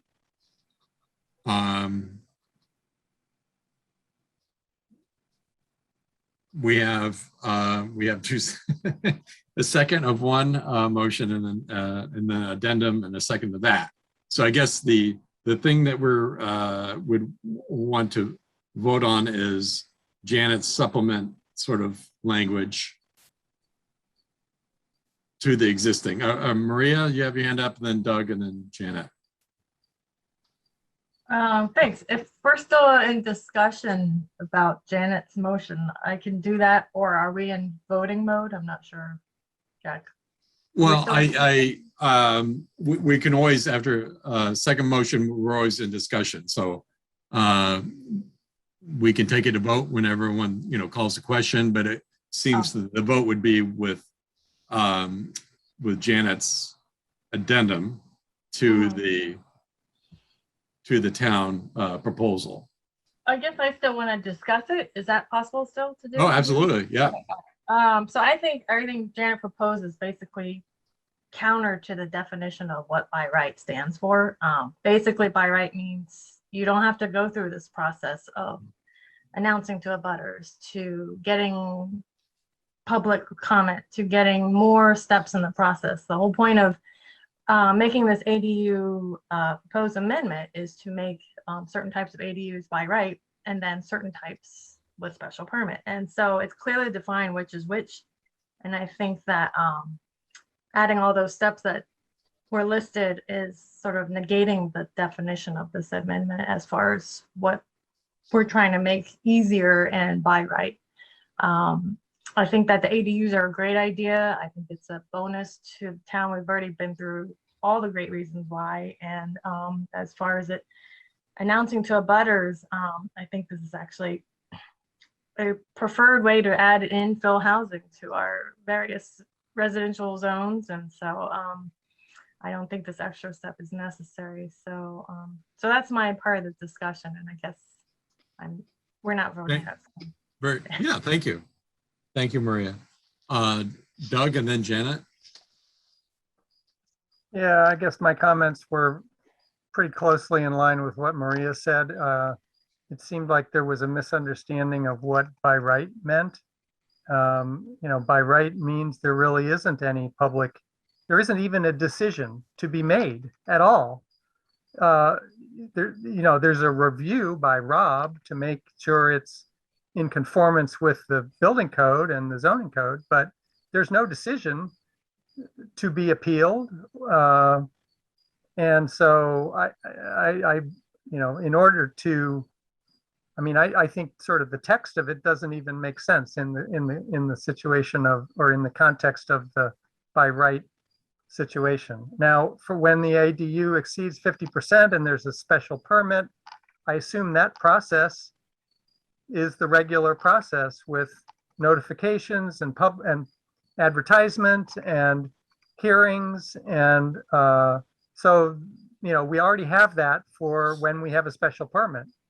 But when it's just a site plan or review, when it's just a review, it's not even a site plan review. I don't see the point of this. So I don't think I could vote in favor of this amendment. Very good. Thank you. Janet? So I hate that expression by right, because it sounds like you're just kind of going in and getting a permit. And so when we do a site plan review permit process, those are considered by right. We have a public hearing, there's notice, people can participate, they can see what the information that we're relying on, they can, ask questions. And so we do that by right process all the time, and we make sure, the bylaw is complied with. If it's just going to the building commissioner, of course, he's going to be, applying the same criteria for site plan review. It's, by right in the sense, if you comply with everything, you get your permit, but there's a lot of flexibility in interpretation. I think that, I understand what the planning department is saying, and I have just a few responses to the specific is there's no new appeal process. So anyone has a right to appeal a building permit. So there's not a special appeals process. It's just informing people that they have a right to appeal a building permit, and the timing of that. It is building a new unit, and a new group of people are moving onto your property. And there's lots of times that we have hearings for that, for converted dwellings and duplexes. And we know the neighbors want to participate in those things. It's great that everybody has gotten information about an ADU and not been involved, but that's actually, I think, kind of a good sign that, people feel like they were informed, they knew what was going on, they maybe talked to the owner and things like that. So I also think that the notice issue is like, we don't have to worry, the planning department doesn't have to worry about the notice. They can just, we can do what we did before, which is have sort of a template notice saying, giving the information required, mailing it to the abutters. The applicant has to do that. I think the hardest thing for them might be to figure out what's 300 feet from their property line. I'm sure the planning department would help with that. So it's not adding a huge layer, but it's just giving neighbors the opportunity to kind of understand what's going on, and weigh in if they have concerns or good ideas. And so I don't think it's adding a huge burden to the process. And then if you think that process is burdensome, then you kind of wonder why people with smaller homes would have to go through the special permit process. And so, which is, can be more expensive and arduous. But I do think that, I think that, having an addition on someone's home is one thing, having an entire new apartment being built on someone's home or in the backyard is something I would like to know as a person living next to someone. So I actually have a question for Rob. So with a building permit of this nature, what are the notifications, if any? None. For this, under this ADU bylaw? Would there be any at all? Rob? No, there wouldn't be any, no butter notifications. So these applications currently for contained or attached that we deal with as by right now in the bylaw come in the form of a building permit application with enough information or management plan or something associated with it to respond to all the criteria in the bylaw. So that's how it works as part of the building permit application process. Okay, and then a question to Chris or Ben or Rob. Now, if you do one, say, 1,000 foot build out, and you decide to do a second, how does that work in to the workings of this proposal? Where this bylaw, the current bylaw and this proposal only allow for the provision of one accessory dwelling unit as supplemental to a single family home. So there couldn't be a second ADU. Okay, but if you did, it would go through the ZBA or something.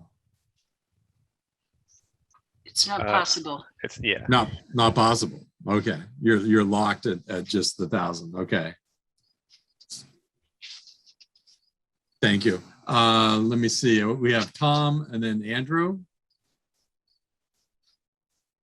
Sure, I just wanted to comment that I support the original proposal without the addendum. Okay, Tom, thank you. Andrew? So really good to hear from Maria and Doug. I hadn't thought through the by right to as much detail as you have. So I appreciate hearing that. I think to me, this is really around notification, right? It's like giving folks a heads up that this is happening, and you know what, maybe you're next door and that is going to, that ADU is going to be right next to your back door fire pit, right? I mean, like maybe you want to sell your, maybe you don't want to be next to an ADU and you'd like to move. It's sharing that information up front. I don't see how that can be perceived as a bad thing. I get it. It's by right. You can do it. The point, I don't want to put words in Janet's mouth, but to me, as she described it, is giving folks a heads up that this is happening. And it's not trying to discourage the ADU from being built. It's trying to be as transparent as possible. So those are my thoughts. Thanks. All right. Thank you, Andrew. So we have Doug or Rob. Do you have your hand up? Yeah, I just wanted to mention in response to Andrew's comments is that this proposal actually does a little bit more than that. Number 4 states that how the public can have input into the decision that's being reviewed under the application. So I think that, can be problematic, not knowing what the timing is for this notice, how long you wait before you issue a permit, waiting for that public comment, and what would I do with that public comment, if anything. So I just wanted to mention that. Okay. I'm going back. You said number 4. Mm-hmm. Number 4 in Janet's amendment. Oh, okay. All right.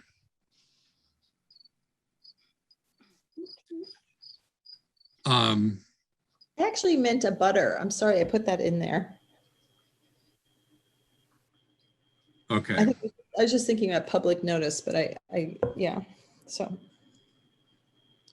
All right. Doug and then Janet. Well, I guess I wanted to say that if I were building one of these in my backyard, I already know my neighbors, and the chances are that I probably would talk to them and let them know I was doing it.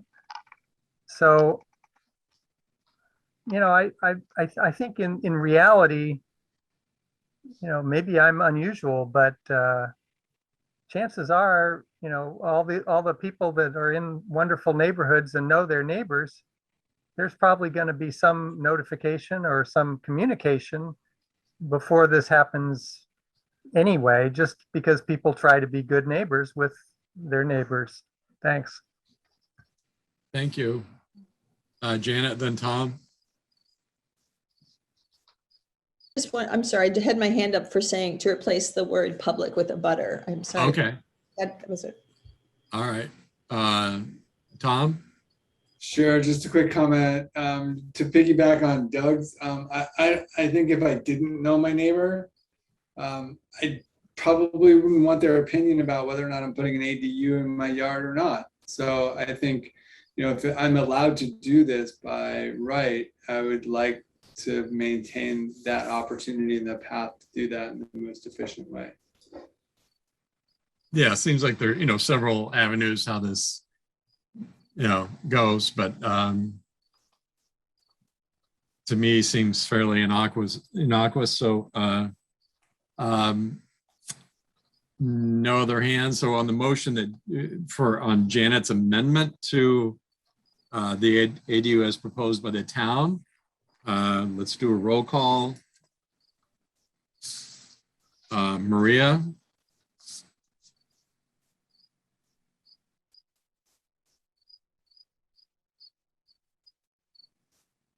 Did Maria? that come out? Oh, no. Okay. Andrew? Aye. Doug? Nay. Tom? We're voting on the amendment, correct? Correct. Nay. And Janet? Aye. Did Tom say nay or aye? It sounded. Tom unclear. said nay. Oh, okay. And then I'll go nay, so that's 4-2 against the amendment. So at this point, I think we can make a motion again to go back to the town proposal and see how that goes. Anyone want to make a motion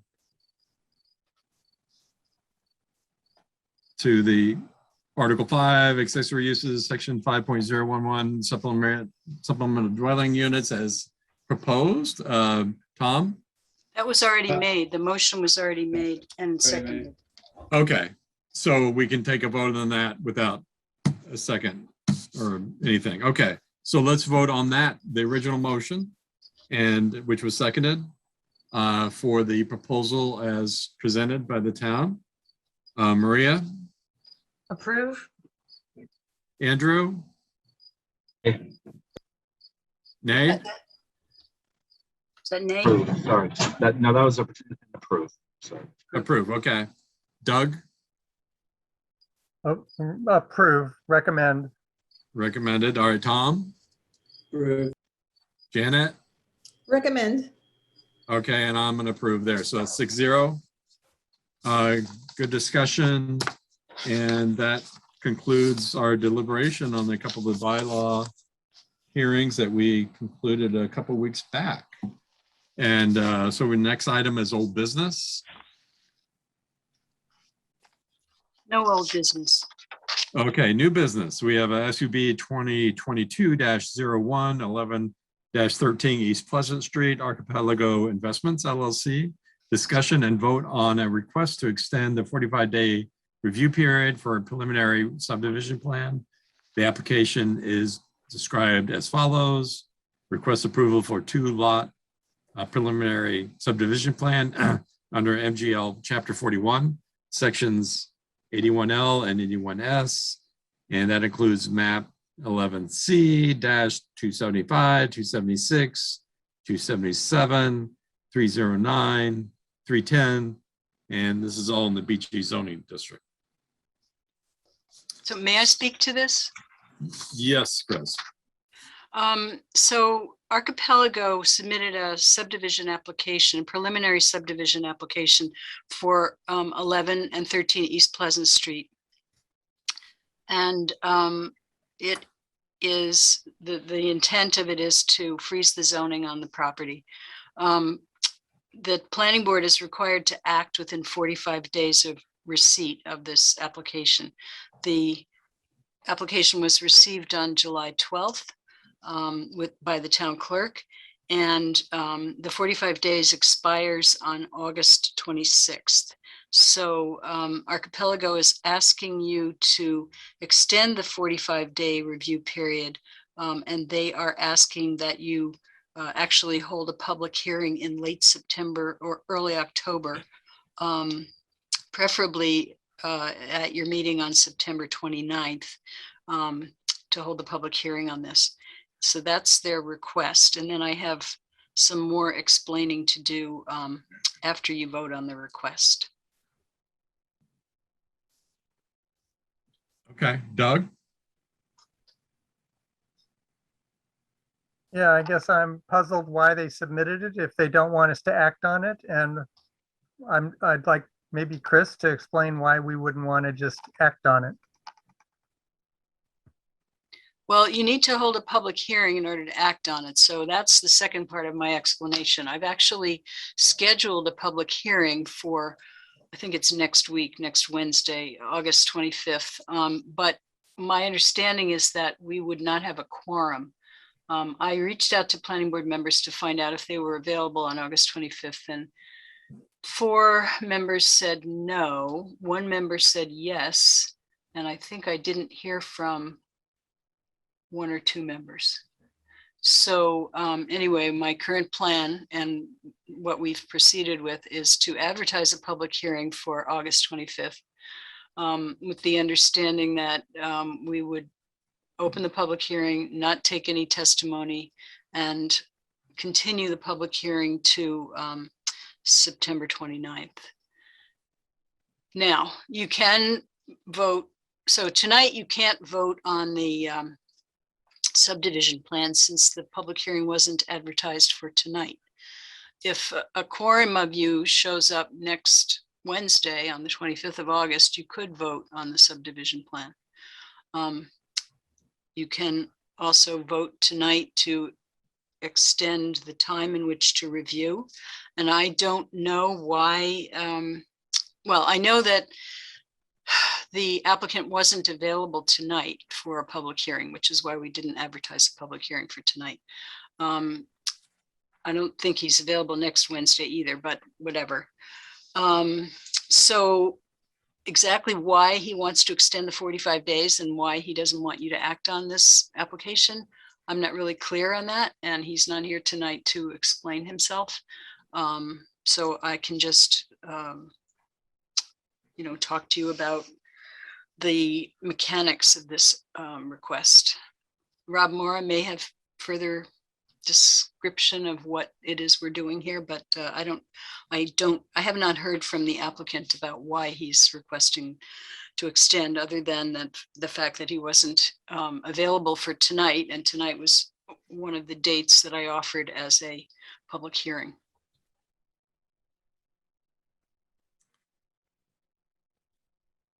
Kind of complicated, huh?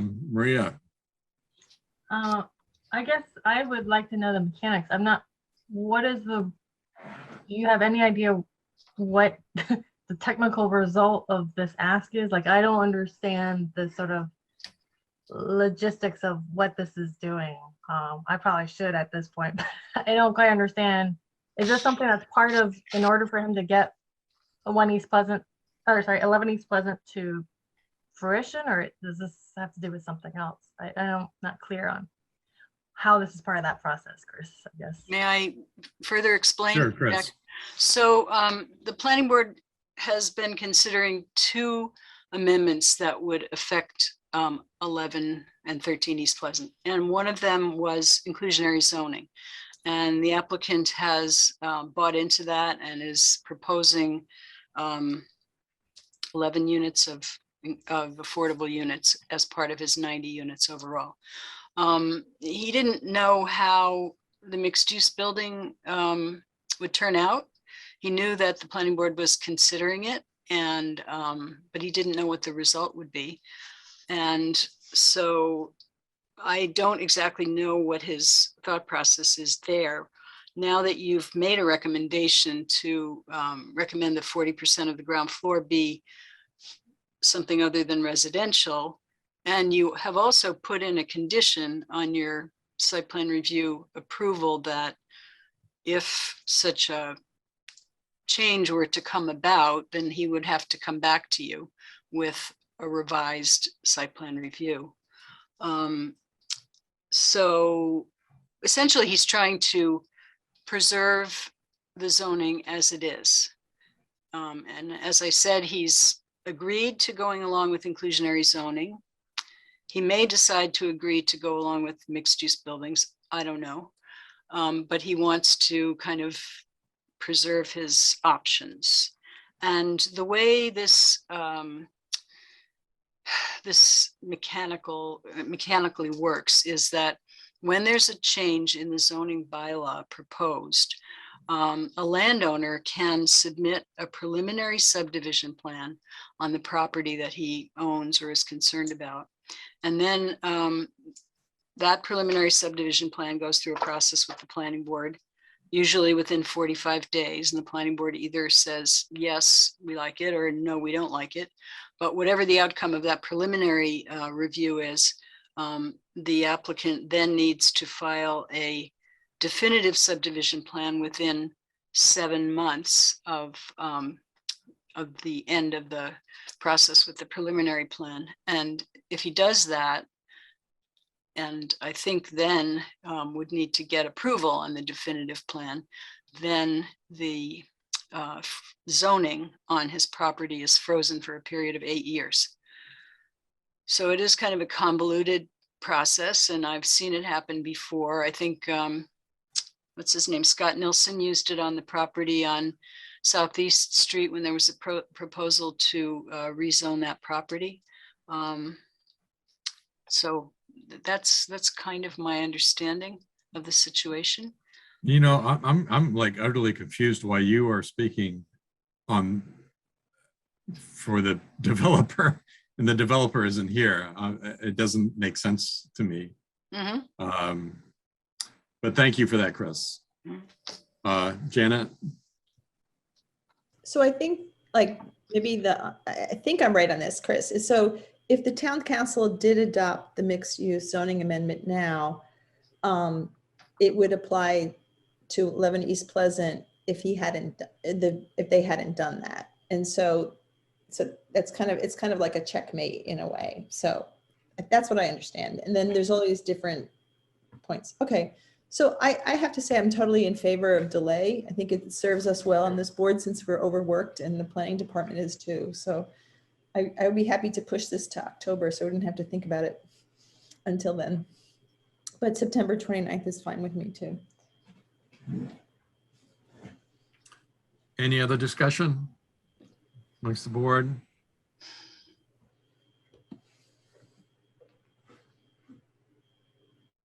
Okay, so someone make a motion to continue this to the 29th of September. So what you're doing tonight is you're not moving it to the 29th. What you're doing tonight is agreeing to an extension of the 45 days. Oh, okay. Then next Wednesday, I and some planning board member need to appear in a public meeting to open the public hearing and then immediately continue it to September 29th. I move to agree to the 45-day delay. Doug?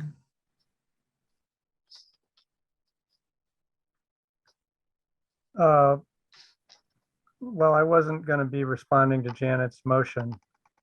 I wondered if only one of us, like me, shows up next week and we don't have a quorum, can we even open a hearing without a quorum?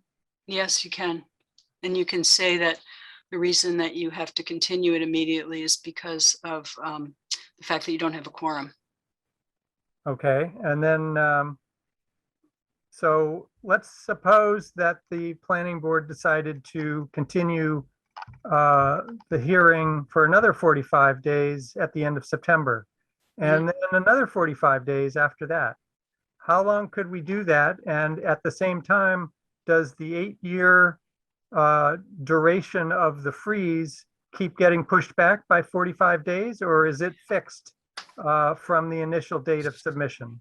So here's my understanding. You are agreeing or tentatively agreeing to an extension of the 45 days tonight. You have a letter from the applicant making his request. So if you vote to allow the 45 days extension, I will put a letter on file with the town clerk, along with this letter that I believe Pam already put on file with the town clerk. And the town clerk will know that everyone has agreed to this 45-day extension. If the applicant applies for another 45-day extension, then it's really to his advantage to keep to the 45 days because, you know, he doesn't want the planning board to drag out the review of his subdivision plan infinitely. So the 45 days is really to protect the applicant. But if he were to come to you and say, I want another 45 days after the 29th of September, you could either agree to that or not agree to it. So I don't foresee that this is going to go on ad infinitum. All right, and then my last question is, usually when we get subdivision plans, it's in the context of an A&R, approval not required. Is this actually a controversial subdivision plan as you see it? And lastly, could we deny it? You could deny it, yes. And would that have an impact on the zoning? I don't think so, because I think he could then come in and file a definitive subdivision plan anyway, within 7 months. Now that it's not something that I have ever experienced. So again, we have Rob Mora here, who probably has more experience on this than I have. But my understanding is that there's not a requirement for the planning board to approve the preliminary subdivision plan in order for the applicant to then submit a definitive subdivision plan. The only requirement is that the applicant submit the preliminary plan and then submit the definitive plan. And then I think that the planning board needs to approve the definitive plan. That's my understanding. So we don't actually need to take any action at all. You need to take action to extend the review period, and you're supposed to take some action, either deny it or approve it with conditions or approve it. Thank you. Yeah, I'm kind of confused by this. But any further discussion? Would there be any sense to having, I hate to do this, but suggesting that the town attorney give us a synopsis of what's going on? Since, you know, I know Janet's an attorney, but I haven't heard sort of clear explanation from her. So maybe we need some legal advice or not? I don't think we Chris? do. I think, again, Rob is here and he's probably had experience with these things before. So he might, you know, why don't you ask Rob for his point of view? He studies the law as it relates to planning. And he's probably Okay. capable of Rob? answering your question. Well, you know, I mean, I think from the planning board's perspective is to handle the preliminary subdivision plan application as they would any other. So, you know, unless it was in a condition where the board was going to flat out reject it, you know, the definitive subdivision plan filing that would come within 7 months will be developed after you start the discussion of this preliminary subdivision plan filing. So I think, you know, we don't know what the developer is going to do. It's definitely, you know, a strategic move to freeze the zoning. It's commonly used all over the state and has been for years. They may never proceed with the definitive subdivision plan. And in fact, they don't have to build whatever is approved ultimately to keep the zoning frozen, so they can still build their building and not the subdivision plan that they're filing.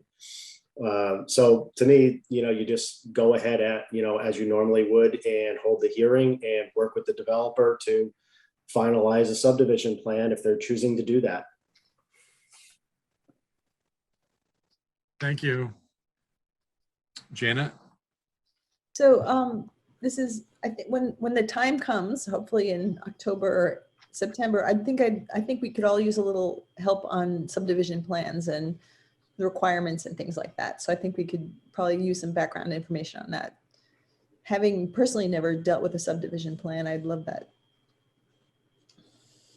Mm-hmm. That's fine. Yep. All right, so Janet made a motion. I don't think it was seconded. I don't think we got a second there. Doug? Second. Okay. Any further discussion? I see none, so let's do a roll call. Maria? Approve. And Andrew? Approve. Doug? Aye. Tom? Aye. Janet? Aye. And I will approve as well. That's 6-0. May I ask a question? Yes. Is it the case that Doug is available to appear with me next Wednesday to open the public hearing and continue the public hearing on this? And is anybody else available that night? Doug? It is the case. Yeah, I'm actually available. I'm not sure why I didn't respond, but it'll be via Zoom, correct? Yep. So the two of you can. Maria's available as well. Okay, that's good. Okay. Tom, were you shaking yes or no? No, okay, No, I'll be offline next week. all right. So we might have a record short planning board meeting. I hope. Let's hope so.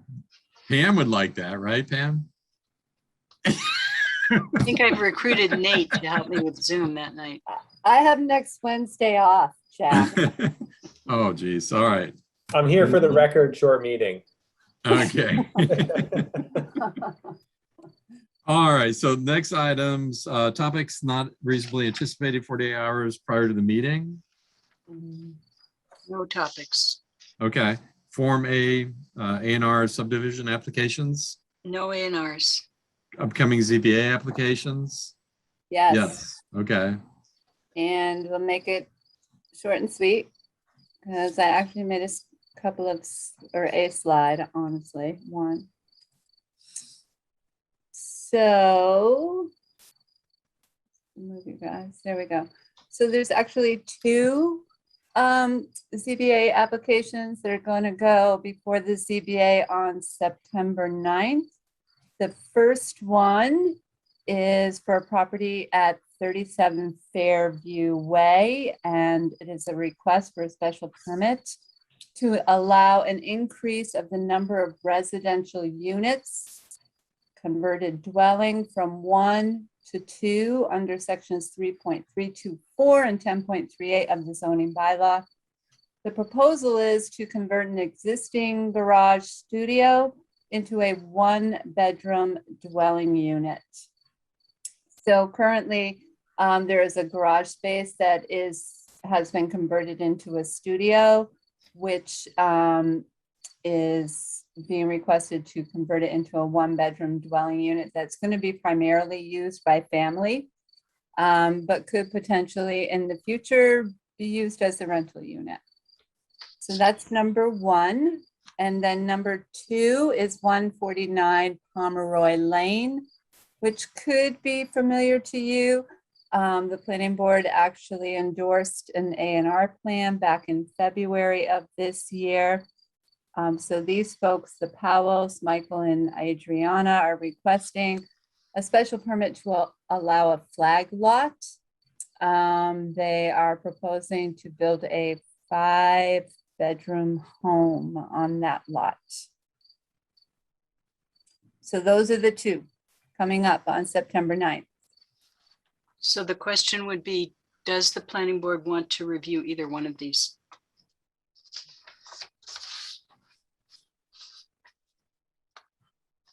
And that would have to be on September 1st that you would review them.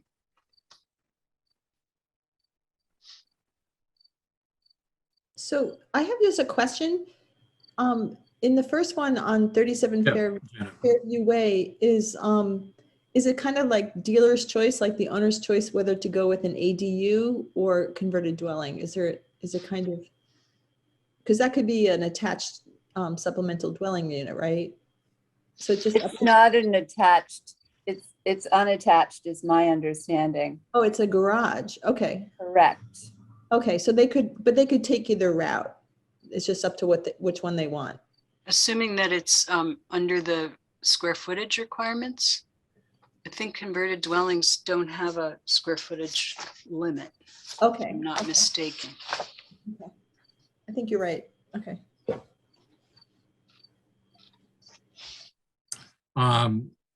Doug.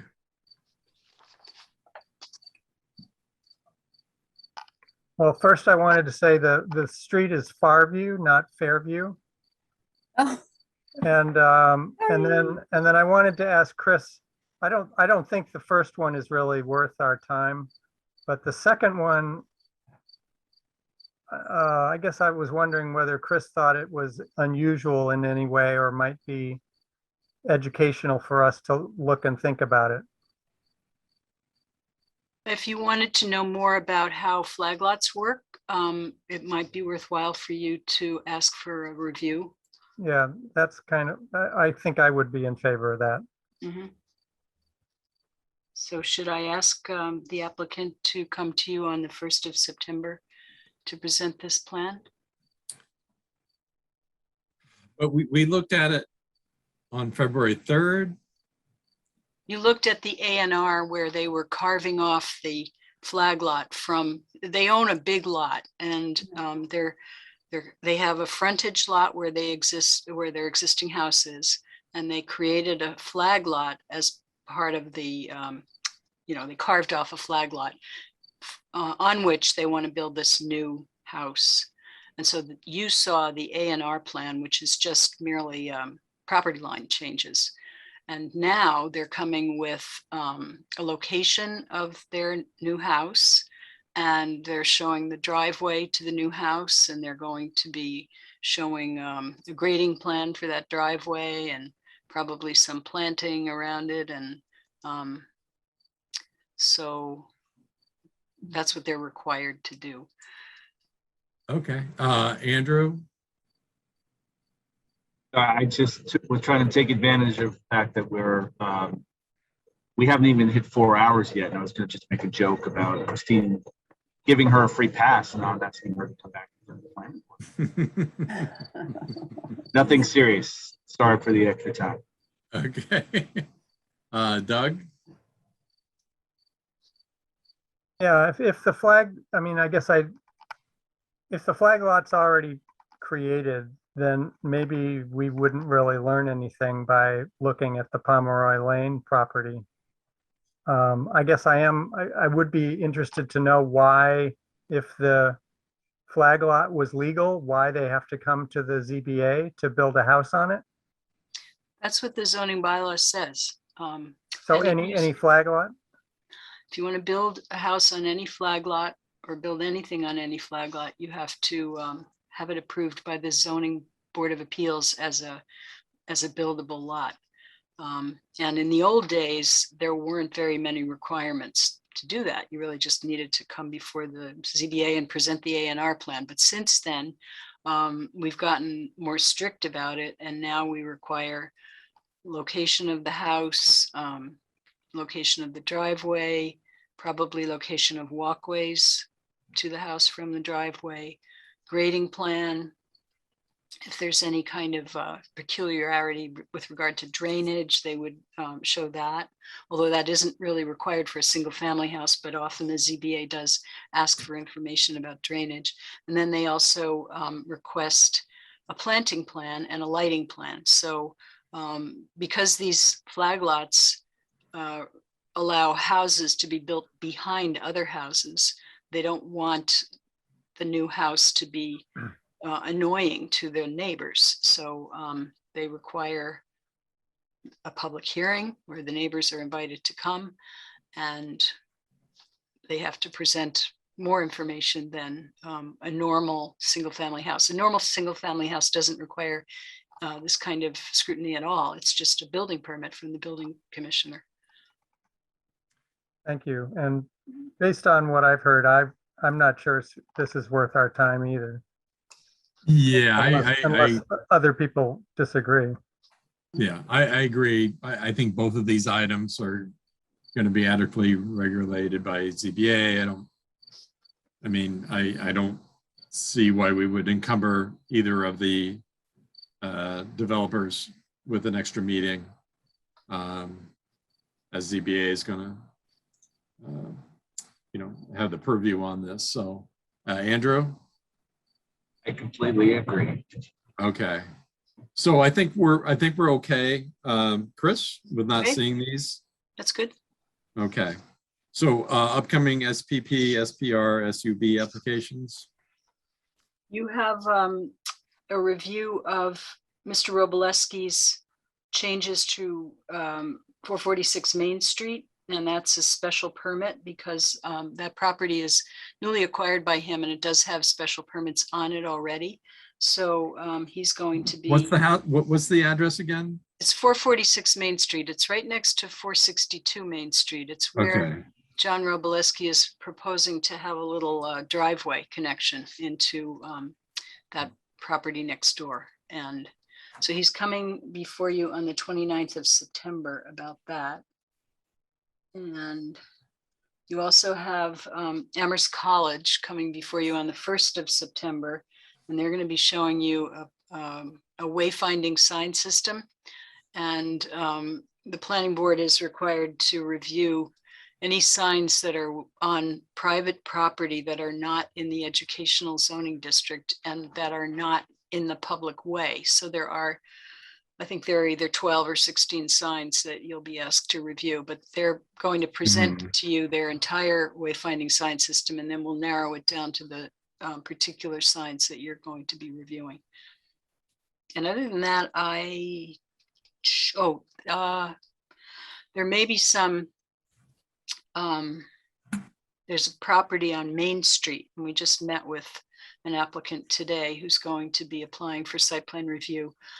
It's the building that has Fitness Together in it. It's at the corner of High Street and Main Street, and they're making some changes to the use of the inside of the building. So they're going to be coming to you to present that, but that probably won't happen until October. Okay. Not jumping the gun, but we are talking about the next meeting, September 1st. We're going to deliberate the apartment and parking zoning bylaws at that time, correct? Yep. Mm-hmm. All right. So planning board committee and liaison reports, Pioneer Valley Planning Commission, there's been nothing. The CPA, Andrew? Got no updates. Okay. Ag Commission? No update. Okay. Design Review Board? Yeah, we had a meeting earlier this week, I don't even remember. We reviewed a small signage and art installation change on Boltwood, the parking garage that pops up the entryway in the middle of the Boltwood parking lot. Had a piece of art on it that was didn't work. It was an interactive piece of art or a projection piece of art that didn't work, but it had the author's name or the artist's name engraved in the brick out there. So the art commission produced a frame, and they're going to activate that space again with new artists. And there's a sign that's adjacent to it that will be roughly matching the design standards for downtown Amherst. That's all. Thank you. And then the CRC. Chris. CRC met twice in the last 2 weeks, and I wasn't able to attend either meeting, but Nate Malloy, who is still here, may be able to give you a rundown. Nate? Yeah, sure. The CRC met yesterday, and they discussed the mixed use bylaw and accessory dwelling and apartments. And, I think for apartments, which you'll be discussing shortly, they had some questions about lifting the cap and what could happen in the residential zoning districts. I think they were, they like to know if the dimensional standards, are enough to prevent, massive buildings. And so Maureen Pollack has developed some build out scenarios. They also asked some questions about whether or not apartments lifting the cap in the downtown, given the, as was mentioned earlier during the mixed use building discussion, the demand for housing would lifting the cap in the downtown and the BG or business zoning districts, is that actually, is that a good thing? Do we want, so that they even questioned whether or not we should keep the cap or even prohibit apartments, and encourage mixed use buildings. So, they're still, they're trying to go through the, the zoning amendments, post hearing. And so they were meeting just to have a discussion. They still said they would wait for the planning board's recommendations on these, but they wanted time for themselves to, to talk about the amendments, because there are a number of them. And then previously, I think the planning board, this is maybe a gosh, they've met a number of times, the CRC, but they did adopt the comprehensive housing policy, or they recommended adoption of it. So, that was reformatted and changed a little bit. So they actually may have been like 3 meetings ago, they recommended this comprehensive housing policy. So it's not just affordable housing, but there's goals for different types of housing, and so that's something that might be moving forward. Thank you. Doug, you have your hand up. Yeah, if Maureen has developed additional analysis of the apartment bylaw proposal, would it make sense for us to want to see that? And I gather from Chris that once we've closed the hearing, we're not allowed to see any new material on that subject without reopening the hearing. So would we want to do that? Good question. Chris? I think you can see information that clarifies things. And I think that's what Maureen has been working on. There were a number of questions that came up about, well, what would apartments look like in, this place or that place? So those are the things that she's been working on that were answers to questions that have already been asked. I don't think she's presenting anything that isn't an answer that clarifies a question that's already been asked. So that kind of information is allowed after the close of the public hearing. Sure, yeah, sorry, just to clarify, Doug, there's no proposal to change the zoning amendment. It is, information in response to questions asked at the public hearing. So it's just right to aid in the deliberation. Yeah, I think I'd like to see it, and oh, sure. if we have to reopen the public hearing to do that, which was my understanding from Chris, but sounds like there's some nuance to it. But if we could see that when we deliberate, that'd be great. Mm-hmm. Thank you. Janet? I think Doug is raising an interesting question, because the apartments and the parking also were not super fleshed out. We were doing kind of a marathon session there. And I think that probably members of the public would like to see the build out and the analysis by Maureen. So I think we should consider reopening that hearing.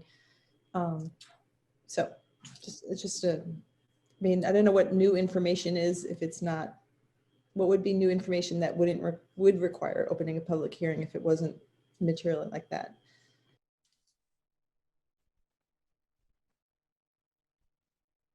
Any thoughts?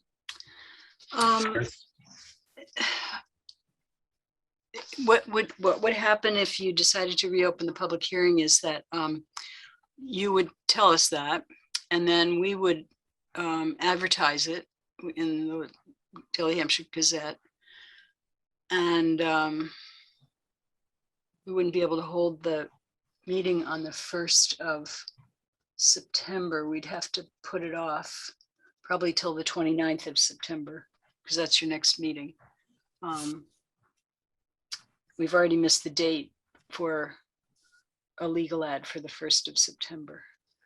So Chris, the 29th is pretty full. And the 29th is full, so maybe you'd have to go to October. So how do you feel about that? So maybe Nate could elaborate a little on exactly what Maureen is proposing to present on the 1st, or what she was proposing to present on the 1st. I think it's images of buildings that could be possible on various properties. So right, I think the questions were asked, well, what does lifting the cap do? So what essentially, what's the maximum build out on properties in an the RG district or in the BG district? So she has gone through in certain areas and said, okay, well, given the setbacks and the dimensional standards, your building envelope is this big, and this is if a unit is a certain size, I think she did like, a range of sizes, 550 square feet and 700 square feet, you could get, 50 units on this property, right? That just given the floor area and then the number of floors. So it's just some, gross calculation based on the dimensional standards. So, that was asked at the hearing. And so that's what she's done for a few properties. And she's gone a little further just to do some massing models to show what that looks like. So, because there were comments about, how close or how big could an apartment be in an RG, and what does it look like from a neighboring property? there are concerns about the height and massing of buildings in certain districts. Janet. So very late in the day, Christine sent us something from Pam Rooney, and it looks like a proposed change in the apartments thing about, I didn't really look at it very closely, about apartments can't be in the BG, a building can't be within 500 feet of another apartment building. So is that an amendment that's being proposed, or is that the planning department proposing that change, or? So no, that was something that, right, that the planning department would offer during the discussion. If the planning board, for instance, with the CRC, they were concerned that if lifting the cap in the BG, then there could be a proliferation of apartment buildings, as opposed to mixed use buildings. And so one solution for that was to say, limit apartment buildings for a building within every 500 feet or something. And so it's not necessarily a proposal, it's just ideas or strategies that could be part of the deliberation if there's concerns about apartments in the BG. And so, it's not necessarily an amendment to the zoning, proposed amendment to the zoning. It's something that, was asked or brought up at the hearing, concern about apartments going downtown in place of mixed use buildings. So the planning department thought, what are some other strategies to counter that? So again, the thought was that that's part of the deliberation. It would just be something that could be presented during the deliberation. So what is new information then? Like, if it's, what would be new information that would trigger a hearing? I'm kind of lost. Chris? You're muted, Chris. So As I said earlier tonight, we did have a conversation with our town attorney, Joel Bard, about what kinds of changes can be made after the public hearing is closed, but before the town council actually votes on something. And he said that there could be changes that are within the scope of what was originally proposed. And we consider that this would be a limitation on allowing apartments in the downtown, and therefore it would be within the scope. So it would be something that the planning board could consider. If the planning board feels that it would be advantageous to have public comment on this particular item, the planning board could choose to reopen the public hearing. But I guess what I'm telling you is it's narrowing the scope of where apartment buildings can be allowed.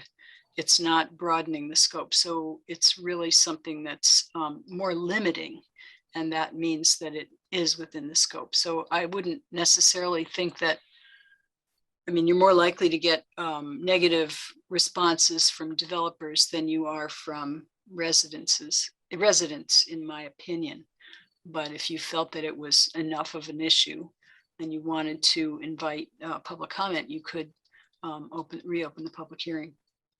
Right, yeah, so the town attorney thought there was, quite a bit of flexibility in terms of what's new information. For instance, if with the apartments, all of a sudden we were modifying a completely another chapter or section of the bylaw, that may be out of scope, right? If all of a sudden we're trying to pull in, some article that isn't part of what we're doing now, but what we're suggesting in terms of geographic limitations of proximity or other things, those are all within scope. So it wasn't, it's not something completely different. All right. Thank you, Doug. Yeah, I guess based on what I'm hearing, it seems like it would be great to see that material from Maureen on September 1st, and that we can do that without reopening the public hearing, and that would be my suggestion. That's what we're proposing to do, is to give that material to you for the 1st. And then if you decided on the 1st that you wanted to reopen the public hearing, you could do so at that time. Okay, any objections to that on the board? I don't see any. Okay.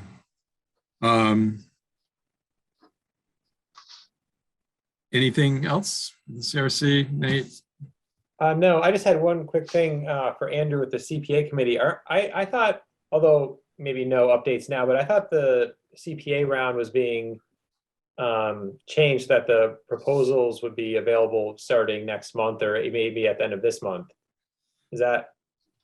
I don't remember, Nate, honestly, like our last meeting was a couple of months ago. So There have been some emails that have circulated, but we've not grouped since then. Okay. So yeah, no, apologies for not having a good update on that. And also, yeah, no, people have been asking because there's been, right, some, I guess, just some, I don't want to say rumors, but people remember from last year when they said, oh, they might have the process start in September as opposed to December. So, right, it'd be a few months earlier than usual. And I may have mentioned that at a previous board meeting, but yeah, we are looking to sort of be a bit more transparent to try to encourage more applicants. So we have looked to start the timeline a little bit earlier, but I don't have details and the dates. Everybody hear that? Looks like he said something about being more transparent, getting that information with reference to Nate's comments. Is that Andrew? Is that? Yeah, did folks hear any of what I just said? Yeah, actually, I'm on the CPA committee website. It looks like they just posted some new information saying that, yeah, the application opens September 1st. Sorry, Andrew, and closes October 1st. And then they have, looks like they're trying to set up a meeting schedule and just have it, be online. Right, so I think that's part of the transparency, is just putting a schedule up there, which hadn't been before. So there's some upcoming or new information they've posted. Yes, thank you, Nate. I think you covered that well. Good. All right. So that's it for the CRC.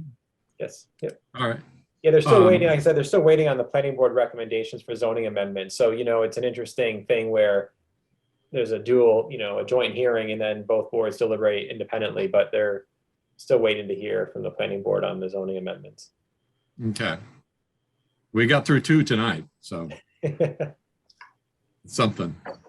Report of the chair, Chris Brestrup brought to my attention that, every year we elect officers, kind of an annual reorganization thing. It's that, but I wanted to give everyone a heads up that I would like to step down from the chair.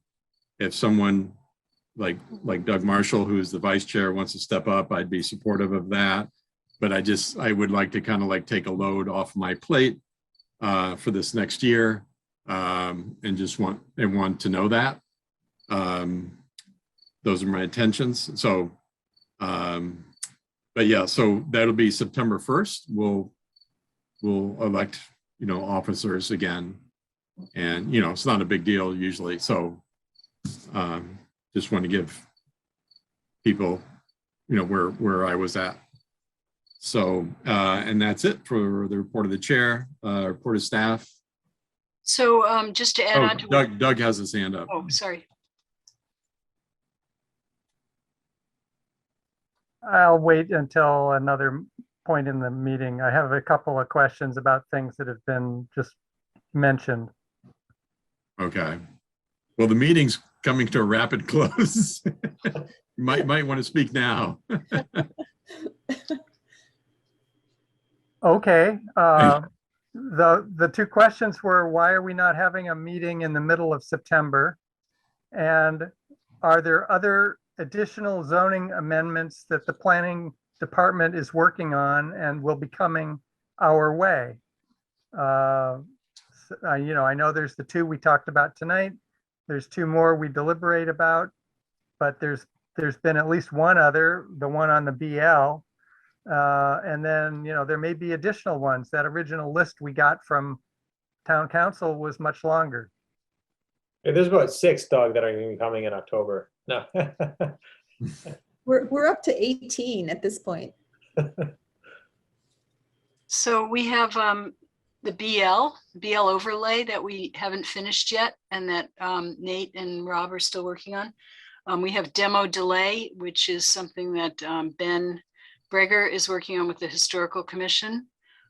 We have converted dwelling, which is something that Steve Schreiber asked us to work on, or said he would work on with us. He originally brought a proposal to town council and he withdrew that proposal in order to work with planning staff on a new zoning amendment.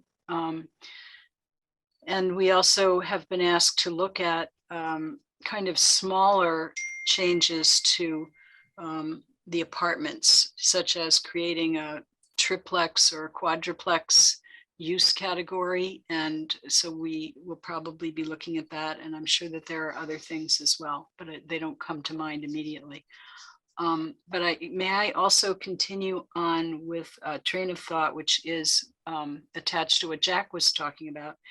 And that is that in addition to electing officers on September 1st, the planning board traditionally either confirms or changes its organization with regard to these things that we call planning board committee and liaison reports. So in other words, you would be asked if you're representing Pioneer Valley Planning Commission or the CPA or AgCom or DRB or whatever it is you're involved with, if you want to continue to do that. And if you do, you know, everybody is usually very happy to say, oh yeah, we vote for you to continue to do that. But if you don't, then this would be your opportunity to say, no, I'm tired of going to DRB meetings. I want to do something else. So just want to have you think about that for September 1st. Okay. Thanks for that clarification, Chris. So is your report of staff? I have no. You kind of covered. Yeah. Covered a lot of it. Janet, you have your hand up. I have a quick question for Christine. I wasn't sure where to bring it up, but about the consultant and is the money allocated and is the RFP written or is it being drafted? Because I know Doug had asked that we see that, and I was just wondering, I'm a little confused about the scope of work that a consultant would do. So I'd love to see the RFP too. So I will be speaking with you about that. We have the money is allocated. We have not drafted the RFP. We do have input from people who know about these things and we have an idea of what we want to put in it, but we haven't put that together yet. And I do intend to bring it to the planning board. Okay, thanks. Very good. I think we can adjourn at 9:33. A relatively efficient 3-hour meeting. Wonderful. Thank you. Everyone have a good evening. Great job, Jack. Thanks, everybody. Thank you.